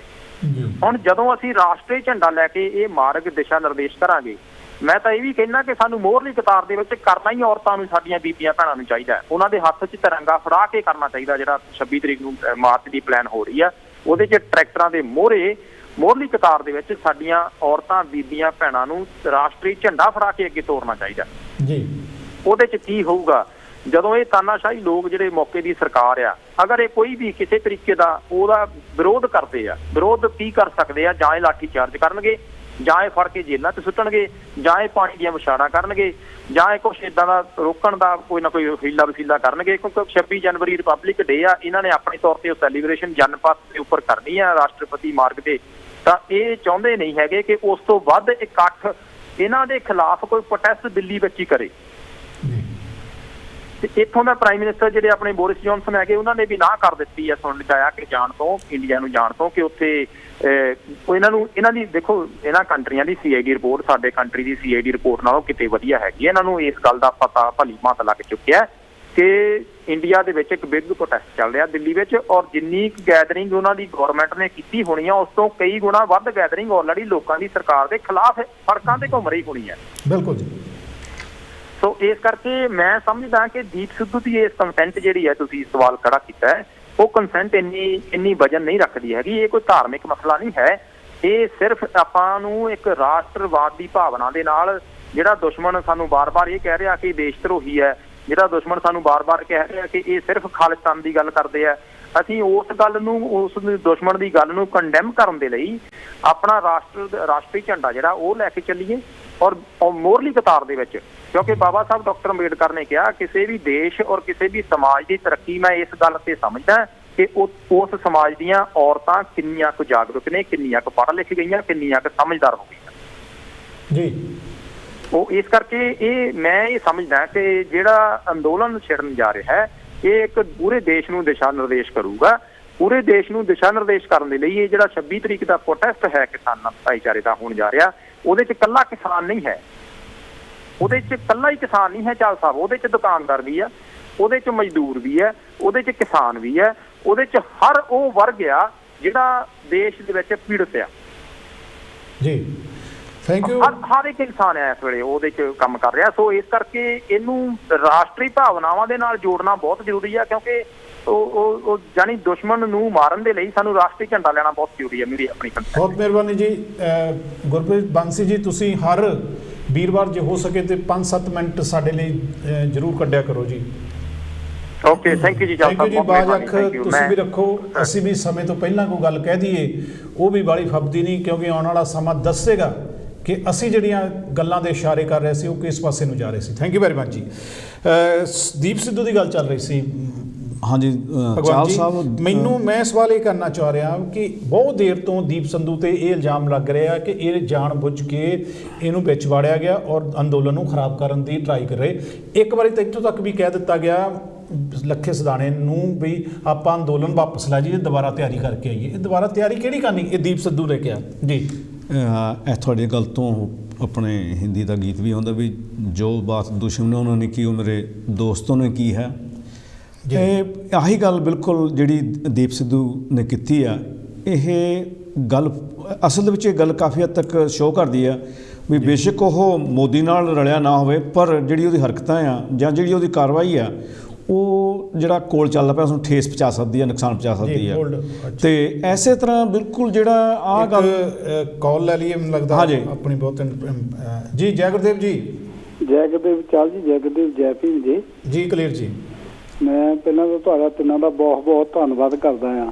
ਅੱਛਾ ਜੀ, ਥੈਂਕ ਯੂ। ਜਿਹੜਾ ਕਿ ਤੁਸੀਂ ਕਾਂਚੀ ਟੀਵੀ ਨੂੰ 4 ਚੈਨਲ ਲਾਉਂਦੇ ਆ, ਜਿਹੜੇ ਕਿ ਸਾਡੇ ਭਾਗ ਦੇ ਮਸਲੇ ਆ ਜੀ ਉਹ ਸਾਡੇ ਸਾਹਮਣੇ ਲਿਆਉਂਦੇ ਆ। ਥੈਂਕ ਯੂ ਜੀ। ਤੇ ਜੋ ਤੁਸੀਂ ਟਰੰਪ ਦੀ ਵੀ ਗੱਲ ਕੀਤੀ ਹੈ, ਮੈਂ ਤੁਹਾਨੂੰ ਕਹੂੰਗਾ ਕਿ ਨੈਕਸਟ ਪ੍ਰੋਗਰਾਮ ਪੂਰੇ ਵਿਸਤਾਰ ਦੇ ਨਾਲ ਦੱਸੋ ਤੇ ਕੀ ਹੋ ਰਿਹਾ ਆ ਜੀ। ਬਾਕੀ ਜੋ ਵੀ ਕਾਲਰਾਂ ਨੇ ਕੋਲ ਕੀਤੀ ਆ ਜਾਂ ਜੋ ਤੁਹਾਡਾ ਪ੍ਰੋਗਰਾਮ ਆ ਜੀ, ਤੇ ਮੈਂ ਆਪਣੇ ਆਪ ਨੂੰ ਬਹੁਤ ਪ੍ਰਾਊਡ ਫੀਲ ਕਰਦਾ ਹਾਂ, ਜਾਂ ਜੋ ਸਾਡੀ ਕਾਂਚੀ ਟੀਵੀ ਟੀਮ ਹੈ ਕਿ ਨਹੀਂ ਜੀ, ਤੇ ਸਾਨੂੰ ਜਿੰਨੇ ਵੀ ਤੁਸੀਂ ਵੀ ਤਿੰਨੇ ਜਣੇ ਤੇ ਜਿਹੜੇ ਹੋਰ ਵੀ ਪ੍ਰੈਜ਼ੈਂਟਰ ਹੈ ਕਿ ਨਹੀਂ ਜੀ, ਜਿਹੜੇ ਸਾਡੀ ਕਮਿਊਨਿਟੀ ਦੀ ਡਿਮਾਂਡ ਹੈ ਕਿ ਨਹੀਂ ਜੀ, ਤੁਸੀਂ ਉਹਦੇ ਅਨੁਸਾਰ ਜਿਹੜਾ ਪ੍ਰੋਗਰਾਮ ਲਿਆ ਰਹੇ ਆ। ਬਹੁਤ ਮਿਹਰਬਾਨੀ ਤੇ ਤੁਹਾਡਾ ਬਹੁਤ ਬਹੁਤ ਧੰਨਵਾਦ ਆ। ਤੇ ਬਾਕੀ ਜਿੱਦਾਂ ਲਾਸਟ ਕਾਲਰ ਨੇ ਗੱਲ ਤੁਸੀਂ ਵੀ ਸਵਾਲ ਉਠਾਇਆ, ਜੋ ਦੀਪ ਸਿੱਧੂ ਦੀ ਗੱਲ ਹੈਗੀ ਆ, ਜਿਹੜਾ ਕਹਿੰਦਾ ਵੀ ਖੰਡੇ ਦੇ ਨਾਲ ਸਾਨੂੰ ਕਰਨਾ ਚਾਹੀਦਾ ਕਿ ਨਹੀਂ ਜੀ, ਮੈਂ ਉਸ ਗੱਲ ਦੇ ਨਾਲ ਐਗਰੀ ਨਹੀਂ ਹੈਗਾ ਜੀ, ਕਿਉਂਕਿ ਜਿਹੜਾ ਜਦੋਂ ਆਪਾਂ ਆਪਣੇ ਸਮਾਜ ਨੂੰ ਕਿ ਨਹੀਂ ਜੀ, ਨਿਸ਼ਾਨਾਂ ਜਾਂ ਝੰਡਿਆਂ ਦੇ ਨਾਲ ਵੰਡ ਦਿੰਦੇ ਆ ਕਿ ਨਹੀਂ ਜੀ, ਤੇ ਉਦੋਂ ਸਾਡੇ ਸਮਾਜ ਦੀ ਜਿਹੜੀ ਆ ਉਹ ਗੱਲ ਯੂਨਿਟੀ ਵਾਲੀ ਨਹੀਂ ਰਹਿੰਦੀ। ਬਿਲਕੁਲ। ਤੇ ਜ਼ਰੂਰ ਸਾਨੂੰ ਆਪਣੇ ਤਿਰੰਗੇ ਝੰਡੇ ਦੇ ਨਾਲ ਹੀ ਸਾਰੇ ਮਾਰਚ ਕਰਨੇ ਚਾਹੀਦੇ ਆ। ਤੇ ਜੋ ਵੀ ਉੱਥੇ ਕਿਸਾਨਾਂ ਦਾ ਅੰਦੋਲਨ ਆ, ਮੈਂ ਇਹ ਨਹੀਂ ਕਹਿੰਦਾ, ਮੈਂ ਤਾਂ ਕਹਿੰਦਾ ਸਾਰੀ ਹਿਊਮੈਨਿਟੀ ਉਹਨਾਂ ਦੇ ਨਾਲ ਆ ਜੀ। ਤੇ ਇਹਦੇ ਨਾਲ ਨਾਲ ਕਾਂਚੀ ਟੀਵੀ ਸ਼੍ਰੀ ਗੁਰਦਾਸ ਮਹਾਰਾਜ ਦੇ ਮਿਸ਼ਨ ਨੂੰ ਲੈ ਕੇ ਚੱਲਦੀ ਆ ਕਿ ਨਹੀਂ। ਬਿਲਕੁਲ ਸਾਰੀ ਰਵਿਦਾਸਿਆ ਕਮਿਊਨਿਟੀ ਨਾਲ ਕਿਸਾਨਾਂ ਦੇ ਨਾਲ ਆ। ਬਿਲਕੁਲ। ਤੇ ਮੈਂ ਕਿਸਾਨਾਂ ਵੀਰਾਂ ਨੂੰ ਜਾਂ ਦੂਜਿਆਂ ਨੂੰ ਵੀ ਇਹੀ ਬੇਨਤੀ ਕਰਦਾ ਹਾਂ ਕਿ ਨਹੀਂ, ਜਿੱਥੇ ਜਿੱਥੇ ਕਿਸਾਨੀ ਦਾ ਨਾਰਾ ਲਾਉਂਦੇ ਨਾਲ ਮਜ਼ਦੂਰਾਂ ਦਾ ਵੀ ਲਾਉਣ, ਕਿਉਂਕਿ ਕਿਸਾਨ ਤੇ ਮਜ਼ਦੂਰ ਦਾ 9 ਮਾਸ ਦਾ ਰਿਸ਼ਤਾ ਆ। ਬਿਲਕੁਲ ਇਹ ਇੱਕ ਦੂਜੇ ਤੋਂ ਬਿਨਾਂ ਬਿਲਕੁਲ ਨਹੀਂ ਚੱਲ ਸਕਦੇ। ਬਾਕੀ ਤੁਹਾਡਾ ਤਿੰਨਾਂ ਦਾ ਬਹੁਤ ਬਹੁਤ ਧੰਨਵਾਦ। ਤੁਸੀਂ ਬਹੁਤ ਚੰਗੇ ਮਸਲੇ ਲੈ ਕੇ ਆਉਂਦੇ ਆ। ਮੈਨੂੰ ਬੜਾ ਪ੍ਰਾਊਡ ਫੀਲ ਹੁੰਦਾ ਕਿ ਜਿਹੜਾ ਅਸੀਂ ਕਾਂਚੀ ਟੀਵੀ ਚਲਾਇਆ ਸੀ ਕਿ ਨਹੀਂ, ਇਹ ਵਾਕਿਆ ਹੀ ਬੇਗਮਪੁਰੇ ਦੀ ਗੱਲ ਕਰਦਾ, ਸਾਰਿਆਂ ਦੀ ਸਾਂਝੀ ਵਾਲਤਾ ਦੀ ਗੱਲ ਕਰਦਾ। ਬਹੁਤ ਮਿਹਰਬਾਨੀ ਜੀ, ਤੁਹਾਡਾ ਧੰਨਵਾਦ ਜੀ। ਇਹ ਸਨ ਸਾਡੇ ਬਲਵੀਰ ਕਲੇਰ ਜੀ, ਜਿਹੜੇ ਕਾਂਚੀ ਟੀਵੀ ਦੇ ਟਰਸਟੀ ਵੀ ਨੇ ਔਰ ਜੋ ਸੰਸਥਾ ਹੈ ਉਹਨਾਂ ਦੇ ਪ੍ਰੈਜ਼ੀਡੈਂਟ ਵੀ ਨੇ। ਗੱਲ ਚੱਲ ਰਹੀ ਸੀ ਕੁਲਵੰਤ ਜੀ, ਮੈਂ ਫਿਰ ਕਿਉਂਕਿ ਸਮੇਂ ਤੋਂ ਪਹਿਲਾਂ ਅਸੀਂ ਕੋਈ ਕਾਹਲੀ ਨਾ ਕਹਿ ਦਈਏ, ਕੋਈ ਇਹੋ ਜਿਹੀ ਗੱਲ ਨਾ ਕਰ ਦਈਏ ਜਿਹੜੀ ਸਾਡੀ ਕਹੀ ਹੋਈ ਗੱਲ ਝੁਠਲਾਈ ਜਾਏ। ਮੈਂ ਅੰਦਾਜ਼ਾ ਲਾ ਰਿਹਾ, ਗੱਲ ਕਰ ਰਿਹਾ, ਇੱਕ ਮਿੰਟ ਜੀ, ਇਹ ਗੱਲ ਕਰ ਰਿਹਾ, ਅੰਦਾਜ਼ਾ ਲਾ ਰਿਹਾ ਵੀ ਜੋ ਦੀਪ ਸਿੱਧੂ ਸੀਗਾ ਤੁਹਾਡੇ ਗੇਟ 'ਚ ਕੀ ਆਉਂਦਾ, ਵੀ ਜੋ ਜਿੰਨੀ ਮੈਂ ਗੱਲ ਪਹਿਲਾਂ ਕੀਤੀ ਉਹ ਤੁਹਾਡੇ ਗੇਟ 'ਚ ਕੀ ਆਉਂਦੀ, ਉਸ ਤੋਂ ਬਾਅਦ ਅਸੀਂ ਭਗਵੰਤ ਜੀ ਵੱਲ ਜਾਵਾਂਗੇ। ਮੈਂ ਜੇ ਕੁਇਕਲੀ ਜਿੰਨੀ ਕੁ ਮੈਂ ਨੌਲੇਜ ਰੱਖਦਾ ਆ, ਦੇਖੋ ਜਿਹੜਾ ਇਹ ਅੰਦੋਲਨ ਆ, ਇਹ ਅੰਦੋਲਨ ਪੂਰੇ ਰਾਸ਼ਟਰ ਦਾ ਆ, ਪੂਰੇ ਦੇਸ਼ ਦਾ ਆ ਜੀ। ਇੱਕ ਤਾਂ ਗੱਲ ਇਹ ਕਲੀਅਰ ਹੋ ਜਾਣੀ ਚਾਹੀਦੀ ਆ ਜੀ, ਇਕੱਲਾ ਇਹ ਪੰਜਾਬੀਆਂ ਦਾ ਨਹੀਂ ਜੀ, ਰਾਈਟ, ਜਾਂ ਕਿਸੇ ਇੱਕ ਕਮਿਊਨਿਟੀ ਦਾ ਨਹੀਂ ਹੈਗਾ ਜੀ। ਇਹ ਜੇ ਕਿਸਾਨ ਜਥੇਬੰਦੀਆਂ ਉਹਨਾਂ ਲੋਕਾਂ ਨੂੰ ਨਾਲ ਲੈ ਕੇ ਚੱਲੀਆਂ ਕਿਸਾਨੀ ਘੋਲ ਦੇ ਵਿੱਚ, ਕਿਸਾਨਾਂ ਨੂੰ ਜੀ, ਦੇਖੋ ਉਹਨਾਂ ਨੇ ਘੋਲਿਆ ਨਾ, ਜਿਹੜੇ ਇਹ ਇਹੋ ਜਿਹੇ ਘੋਲ ਆ, ਉਹਨਾਂ ਨੂੰ 40 ਸਾਲ ਅੱਜ ਲੜਦਿਆਂ ਨੂੰ ਹੋ ਗਏ ਆ ਜੀ ਚਾਹਲ ਜੀ। ਸੋ ਇਹ ਉਹਨਾਂ ਦਾ ਬੜਾ ਲੰਮਾ ਸਮਾਂ ਤੇ ਬਹੁਤ ਵੱਡਾ ਔਰ ਬੜਾ ਚੰਗਾ ਤਜਰਬਾ ਆ ਉਹਨਾਂ ਦਾ ਦੇਸ਼ ਦੇ ਪ੍ਰਤੀ ਤੇ ਲੋਕਾਂ ਦੇ ਪ੍ਰਤੀ, ਤੇ ਉਹ ਜਿਹੜੇ ਪੋਲੀਟੀਸ਼ੀਅਨ ਹੈਗੇ ਉਹਨਾਂ ਦਾ, ਉਹਨਾਂ ਦੇ ਵਿੱਚ ਕਿੱਦਾਂ ਵਿਚਰਨਾ ਆ। ਸੋ ਜਿਹੜੀਆਂ ਉਹ ਗੱਲਾਂ ਕਰਦੇ ਆ, ਦੀਪ ਸਿੱਧੂ ਦੀ ਜਿਹੜੀ ਆਪਾਂ ਗੱਲ ਕਰਦੇ ਆ, ਦੀਪ ਸਿੱਧੂ ਨੂੰ ਪਹਿਲਾਂ ਤਾਂ ਇਹੀ ਕਲੀਅਰ ਕਰਨਾ ਚਾਹੀਦਾ ਵੀ ਉਹ ਕਿਸ ਪੱਖ ਦੇ ਵਿੱਚ ਆ, ਉਹ ਰਾਸ਼ਟਰ ਪੱਖ ਦੇ ਵਿੱਚ ਆ ਜਾਂ ਇੱਕ ਧਾਰਮਿਕ ਦੇ ਪੱਖੋਂ ਦੇਖਦਾ ਹੋ, ਕਿਉਂਕਿ ਇਹ ਕਾਫੀ ਵੱਡਾ ਮਸਲਾ ਆ। ਕੁਲਵੰਤ ਜੀ ਮੈਂ ਤੁਹਾਡੇ ਵੱਲ ਆਵਾਂਗਾ, ਫਿਰ ਮੈਂ ਇੱਕ ਹੋਰ ਪਿਆਰੇ ਦਰਸ਼ਕੋ ਗੱਲ ਥੋੜ੍ਹੀ ਜਿਹੀ ਮੇਰੀ ਵੀ ਦਿਮਾਗ 'ਚ ਆਈ ਹੈ, ਸਮਝਾਉਣੀ ਤਾਂ ਕੀ ਆ, ਆਪਾਂ ਡਿਸਕਸ ਕਰਦੇ ਹਾਂ, ਵਿਚਾਰ ਕਰਦੇ ਹਾਂ ਕਿ ਜਿਹੜੇ 40 ਸਾਲਾਂ ਤੋਂ ਇਹ ਕਿਸਾਨੀ ਸੰਘਰਸ਼ ਨੂੰ ਲੈ ਕੇ ਤੁਰੇ ਨੇ, ਸਮੇਂ-ਸਮੇਂ ਤੇ ਜਿਹੜੇ ਇਹਨਾਂ ਦੇ ਪ੍ਰੈਜ਼ੀਡੈਂਟ ਨੇ, ਕੋਈ ਲੱਖੋਵਾਲ, ਕਦੀ ਕੋਈ ਨਾ, ਕਦੀ ਕੋਈ ਬਲਬੀਰ, ਜੋ ਕੋਈ ਵੀ ਨਾਂ ਸੀ, ਉਹਨਾਂ ਨੂੰ ਸੋਸ਼ਲ ਮੀਡੀਆ ਨੇ ਇੱਦਾਂ ਚੁੱਪ ਕਰਕੇ ਪਿੱਛੇ ਬਿਠਾ ਦਿੱਤਾ ਤੇ ਮੋਹਰੇ ਲਿਆ ਤੇ ਗਾਇਕ ਗਾਉਣ ਵਾਲੇ ਜਾਂ ਦੀਪ ਸਿੱਧੂ। ਹੁਣ ਦੀਪ ਸਿੱਧੂ ਜਿਹੜਾ ਇੱਕ ਫਿਲਮ ਦਾ ਇਹ ਪਹਿਲਾਂ ਤੋਂ ਪ੍ਰਚਾਰਕ ਸੀਗਾ, ਸਟਾਰ ਪ੍ਰਚਾਰਕ ਸੀ ਸਨੀ ਦਿਓਲ ਦਾ, ਚਲੋ ਉਹ ਉਹਨਾਂ ਦੀ ਪਰਸਨਲ ਲਾਈਫ ਅਸੀਂ ਨਹੀਂ ਕਰਦੇ, ਇੱਕ ਫਿਲਮ ਦੇ ਤੌਰ ਤੇ 2 ਫਿਲਮਾਂ ਉਹਦੀਆਂ ਆਈਆਂ ਜਿਹੜੀਆਂ ਕਿ ਬਾਹਲੀਆਂ ਨਹੀਂ ਚੱਲੀਆਂ, ਫਲਾਪ ਹੋਈਆਂ। ਮੈਂ 2 ਵਾਰੀ ਉਹਨੂੰ ਇੰਟਰਵਿਊ ਵੀ ਕੀਤਾ, ਬਹੁਤ ਅੱਛਾ ਬੁਲਾਰਾ, ਬੋਲਣ ਨੂੰ ਅੱਛਾ, ਲੇਕਿਨ ਕਿਸਾਨੀ ਮਸਲੇ ਬਾਰੇ ਉਹਨੂੰ ਕੀ ਪਤਾ ਹੋ ਸਕਦਾ, ਕਿਉਂਕਿ ਜਿਹੜੇ 40 ਸਾਲ ਤੋਂ ਚੱਲ ਰਹੇ ਨੇ, 40 ਸਾਲ ਤੋਂ ਲੈ ਕੇ ਉਹ ਸਟੇਜ ਤੱਕ ਪਹੁੰਚਣ ਦੇ ਲਈ ਹੁਣ ਗਾਇਕ ਆਉਂਦੇ ਨੇ, ਉਹ ਗੱਲਾਂ ਹੋਰ ਤਰ੍ਹਾਂ ਦੀਆਂ ਕਰ ਕੇ ਜਿਹੜੇ ਆਮ ਆਦਮੀ ਆ, ਜਿਹੜਾ ਆਮ ਨੌਜਵਾਨ ਜਿਹੜਾ ਆ, ਉਹ ਗਾਇਕਾਂ ਦੀ ਗੱਲ ਹੀ ਫਾਲੋ ਕਰ ਰਿਹਾ, ਸਿੱਧੂ ਦੀ ਗੱਲ, ਸਿਧਾਣੇ ਦੀ ਗੱਲ ਹੀ ਫਾਲੋ ਕਰ ਰਿਹਾ। ਮੈਂ ਤੁਹਾਡੇ ਨਾਲ ਗੱਲ ਕਰਨੀ ਚਾਹੁੰਦਾ ਵੀ ਜਿਹੜੀ ਸਿੱਧੂ ਤੇ ਲੱਖੇ ਦੀ ਆਪਸ ਵਿੱਚ ਤੂੰ ਮੈਂ ਹੋਈ ਆ, ਉਹਦੇ ਬਾਰੇ ਵੀ ਅੱਜ ਕਲੀਅਰ ਕਰੋ ਥੋੜ੍ਹੀ ਜਿਹੀ। ਦੇਖੋ, ਸਭ ਤੋਂ ਪਹਿਲਾਂ ਤਾਂ ਇਹ ਗੱਲ ਸਾਨੂੰ ਮੰਨਣੀ ਚਾਹੀਦੀ ਹੈ ਕਿ ਜਿਹੜੀ ਉੱਥੇ ਐਡਾ ਵੱਡਾ ਕੋਲ ਆ, ਜਿੰਨੀਆਂ ਜਥੇਬੰਦੀਆਂ ਨੇ, ਉਹ 32 ਦੀ 32 ਜਥੇਬੰਦੀਆਂ ਤੋਂ ਸਿੱਧੂ ਵੱਡਾ ਆ। ਉਹ ਜਦੋਂ 32 ਜਥੇਬੰਦੀਆਂ ਜੋ ਪਾਸ ਕਰਦੀਆਂ ਨੇ ਉਹ ਉੱਥੇ ਹੁੰਦਾ ਜੀ। ਜੇ ਜਥੇਬੰਦੀਆਂ ਨੇ ਇਹ ਪਾਸ ਕੀਤਾ ਕਿ ਅਸੀਂ ਆਪਣਾ ਨੈਸ਼ਨਲ ਫਲੈਗ ਤਿਰੰਗਾ ਝੰਡਾ ਲਾਉਣਾ, ਤਾਂ ਉਸ ਨੂੰ ਕੋਈ ਓਬਜੈਕਸ਼ਨ ਨਹੀਂ ਚਾਹੀਦਾ। ਤਾਂ ਹੁਣ ਕੀ ਉਹ 32 ਨਾਲੋਂ ਵੱਡਾ ਆ? ਜਿੰਨੀ ਉਹਦੀ ਉਮਰ ਨਹੀਂ ਹੈਗੀ, ਉਸ ਤੋਂ ਜ਼ਿਆਦਾ ਐਕਸਪੀਰੀਅੰਸ ਉੱਥੇ ਉਹਨਾਂ ਲੋਕਾਂ ਦਾ ਜਿਹੜੇ ਵਿੱਚ ਲੀਡਰ ਬੈਠੇ ਨੇ, ਇਹ ਹੈਗਾ ਆ। ਅਤੇ ਦੀਪ ਸਿੱਧੂ ਹੁਣੀ ਜੇ ਇਹ ਅਸਲ ਦੇ ਵਿੱਚ ਕੀ ਹੈ, ਜਿੱਦਾਂ ਆਪਾਂ ਪਹਿਲਾਂ ਗੱਲ ਕਰਦੇ ਸੀ ਵੀ ਜਿਹਨਾਂ ਬਾਰੇ ਜਿਹੜੀ ਗੱਲਾਂ ਪਹਿਲਾਂ ਹੁੰਦੀਆਂ ਸੀਗੀਆਂ, ਲਗਭਗ ਆਪਣੇ ਉਹ ਪ੍ਰਗਟਾਵਾ ਕਰਨ ਲੱਪੇ ਉਹਨਾਂ ਗੱਲਾਂ ਦਾ। ਪਰ ਐਡ ਕਰਦਾ ਤੁਹਾਡੇ ਨਾਲ ਗੱਲ ਐਡ ਕਰਦਾ ਮੈਂ ਭਵਨ ਜੀ ਨਾਲ। ਦੇਖੋ, ਜਿਹੜੀ ਜਥੇਬੰਦੀਆਂ ਨੂੰ ਇਹ ਨੀਵਾਂ ਦਿਖਾਉਣ ਦੀ ਗੱਲ ਆ, ਹੈ ਨਾ, ਵੀ ਜਾਣੀ ਸਾਨੂੰ ਜ਼ਿਆਦਾ ਪਤਾ ਹੈ ਤੇ ਜਥੇਬੰਦੀਆਂ ਸ਼ਾਇਦ ਮੂਰਖ ਹੀ ਆ, ਇਹਨਾਂ ਨੂੰ ਕੁਝ ਪਤਾ ਨਹੀਂ ਹੈ। ਬਿਲਕੁਲ। ਦੇਖੋ, ਜਿਹੜੀਆਂ ਜਦੋਂ ਅੱਜ ਤੋਂ 6 ਸਾਲ ਪਹਿਲਾਂ, 8 ਸਾਲ ਪਹਿਲਾਂ ਜਦੋਂ ਬਾਦਲ ਸਰਕਾਰ ਦੀ ਸੀਗੀ, ਤਾਂ ਜਦੋਂ ਔਰਬਿਟ ਦੀਆਂ ਬੱਸਾਂ ਜਿਹੜੀਆਂ ਇਹਨਾਂ ਦੀਆਂ ਦਰਦ ਲੋਕਾਂ ਨੂੰ ਲੰਘਦੀਆਂ ਸੀ ਉੱਪਰੋਂ, ਤਾਂ ਉਦੋਂ ਕਿਹਨਾਂ ਨੇ ਸੰਘਰਸ਼ ਕੀਤੇ? ਜਦੋਂ ਲੋਕਾਂ ਨੂੰ ਇਨਸਾਫ ਦਿਵਾਇਆ, ਲੋਕਾਂ ਨੂੰ ਸੜਕਾਂ ਦੇ ਉੱਤੇ ਉਹਨਾਂ ਚਿਰ ਬੋਡੀ ਚੱਕਣ ਨਹੀਂ ਦਿੱਤੀ ਹੈਗੀ ਜਦੋਂ ਤੱਕ ਇਨਸਾਫ ਨਹੀਂ ਮਿਲਿਆ, ਉਦੋਂ ਤੱਕ ਇਹ ਸੰਘਰਸ਼ ਲੋਕ ਇਹ ਅੱਜ ਨਹੀਂ ਕਰਨ ਲੱਗੇ ਹੈਗੇ। ਜਦੋਂ ਪਹਿਲਾਂ ਫਰੀਦਕੋਟ ਦੇ ਵਿੱਚ ਅੱਜ ਤੋਂ ਕੁਝ ਸਾਲ ਪਹਿਲਾਂ ਜਦੋਂ ਇੱਕ ਗੁੰਡਾ ਕਿਸੇ ਧੀ ਭੈਣ ਨੂੰ ਘਰੋਂ ਚੱਕ ਕੇ ਲੈ ਗਿਆ ਸੀ ਉਹਨਾਂ ਦੇ ਮਾਂ-ਪਿਓ ਦੇ ਸਾਹਮਣੇ, ਤਾਂ ਜਦੋਂ ਉਹ ਪਤਾ ਲੱਗਿਆ ਸੀ ਬਾਅਦ ਵਿੱਚ ਗੋਆ ਤੋਂ ਜਾ ਕੇ ਫੜਿਆ ਗਿਆ ਸੀਗਾ, ਤਾਂ ਪਤਾ ਕਿਹਦੀ ਛਤਰਛਾਇਆ ਦੇ ਹੇਠ ਉਹ ਬੰਦਾ ਬੈਠਾ ਸੀਗਾ, ਤਾਂ ਬਾਦਲਾਂ ਦੀ ਛਤਰਛਾਇਆ ਦੇ ਹੇਠ ਬੈਠਾ ਸੀ।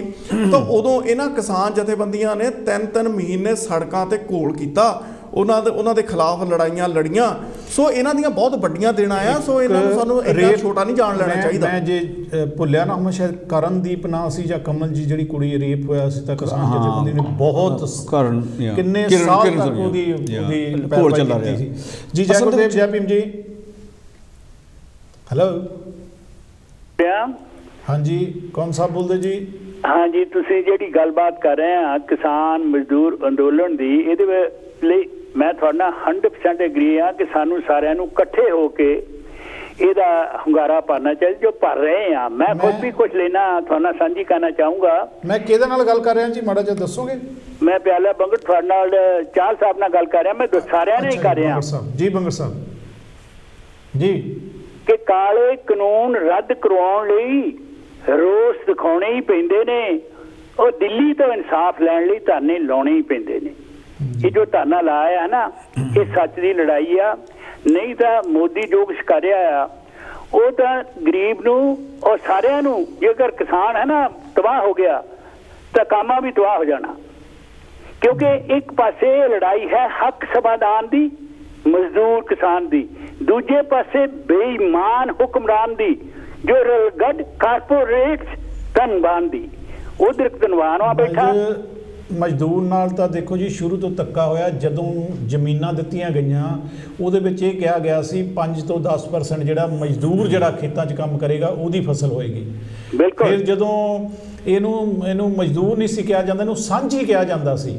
ਬਿਲਕੁਲ ਬਿਲਕੁਲ, ਇਹ ਸਾਂਝੀ ਆ ਸਾਡਾ। ਉਹਦੇ ਨਾਲ ਮੇਰੀ ਪਿਆਰਾ ਜੀ ਗੱਲ ਸੁਣਿਓ, ਜਦੋਂ ਟੁੱਟਦੀ ਕਿੱਥੋਂ ਆ, ਜਦੋਂ ਟੁੱਟਦੀ ਫਿਰ ਉਹ ਐਡੀ ਦੂਰ ਪਾੜਾ ਪੈ ਜਾਂਦਾ ਕਿ ਉਹ ਮੁੜ ਜੁੜਦੀ ਨਹੀਂ ਹੁੰਦੀ। ਕਬੀਰ ਜੀ ਕਹਿੰਦੇ ਜੇ ਜੁੜੂਗੀ ਵੀ ਤਾਂ ਗੰਢ ਪੈ ਜਾਂਦੀ ਹੈ।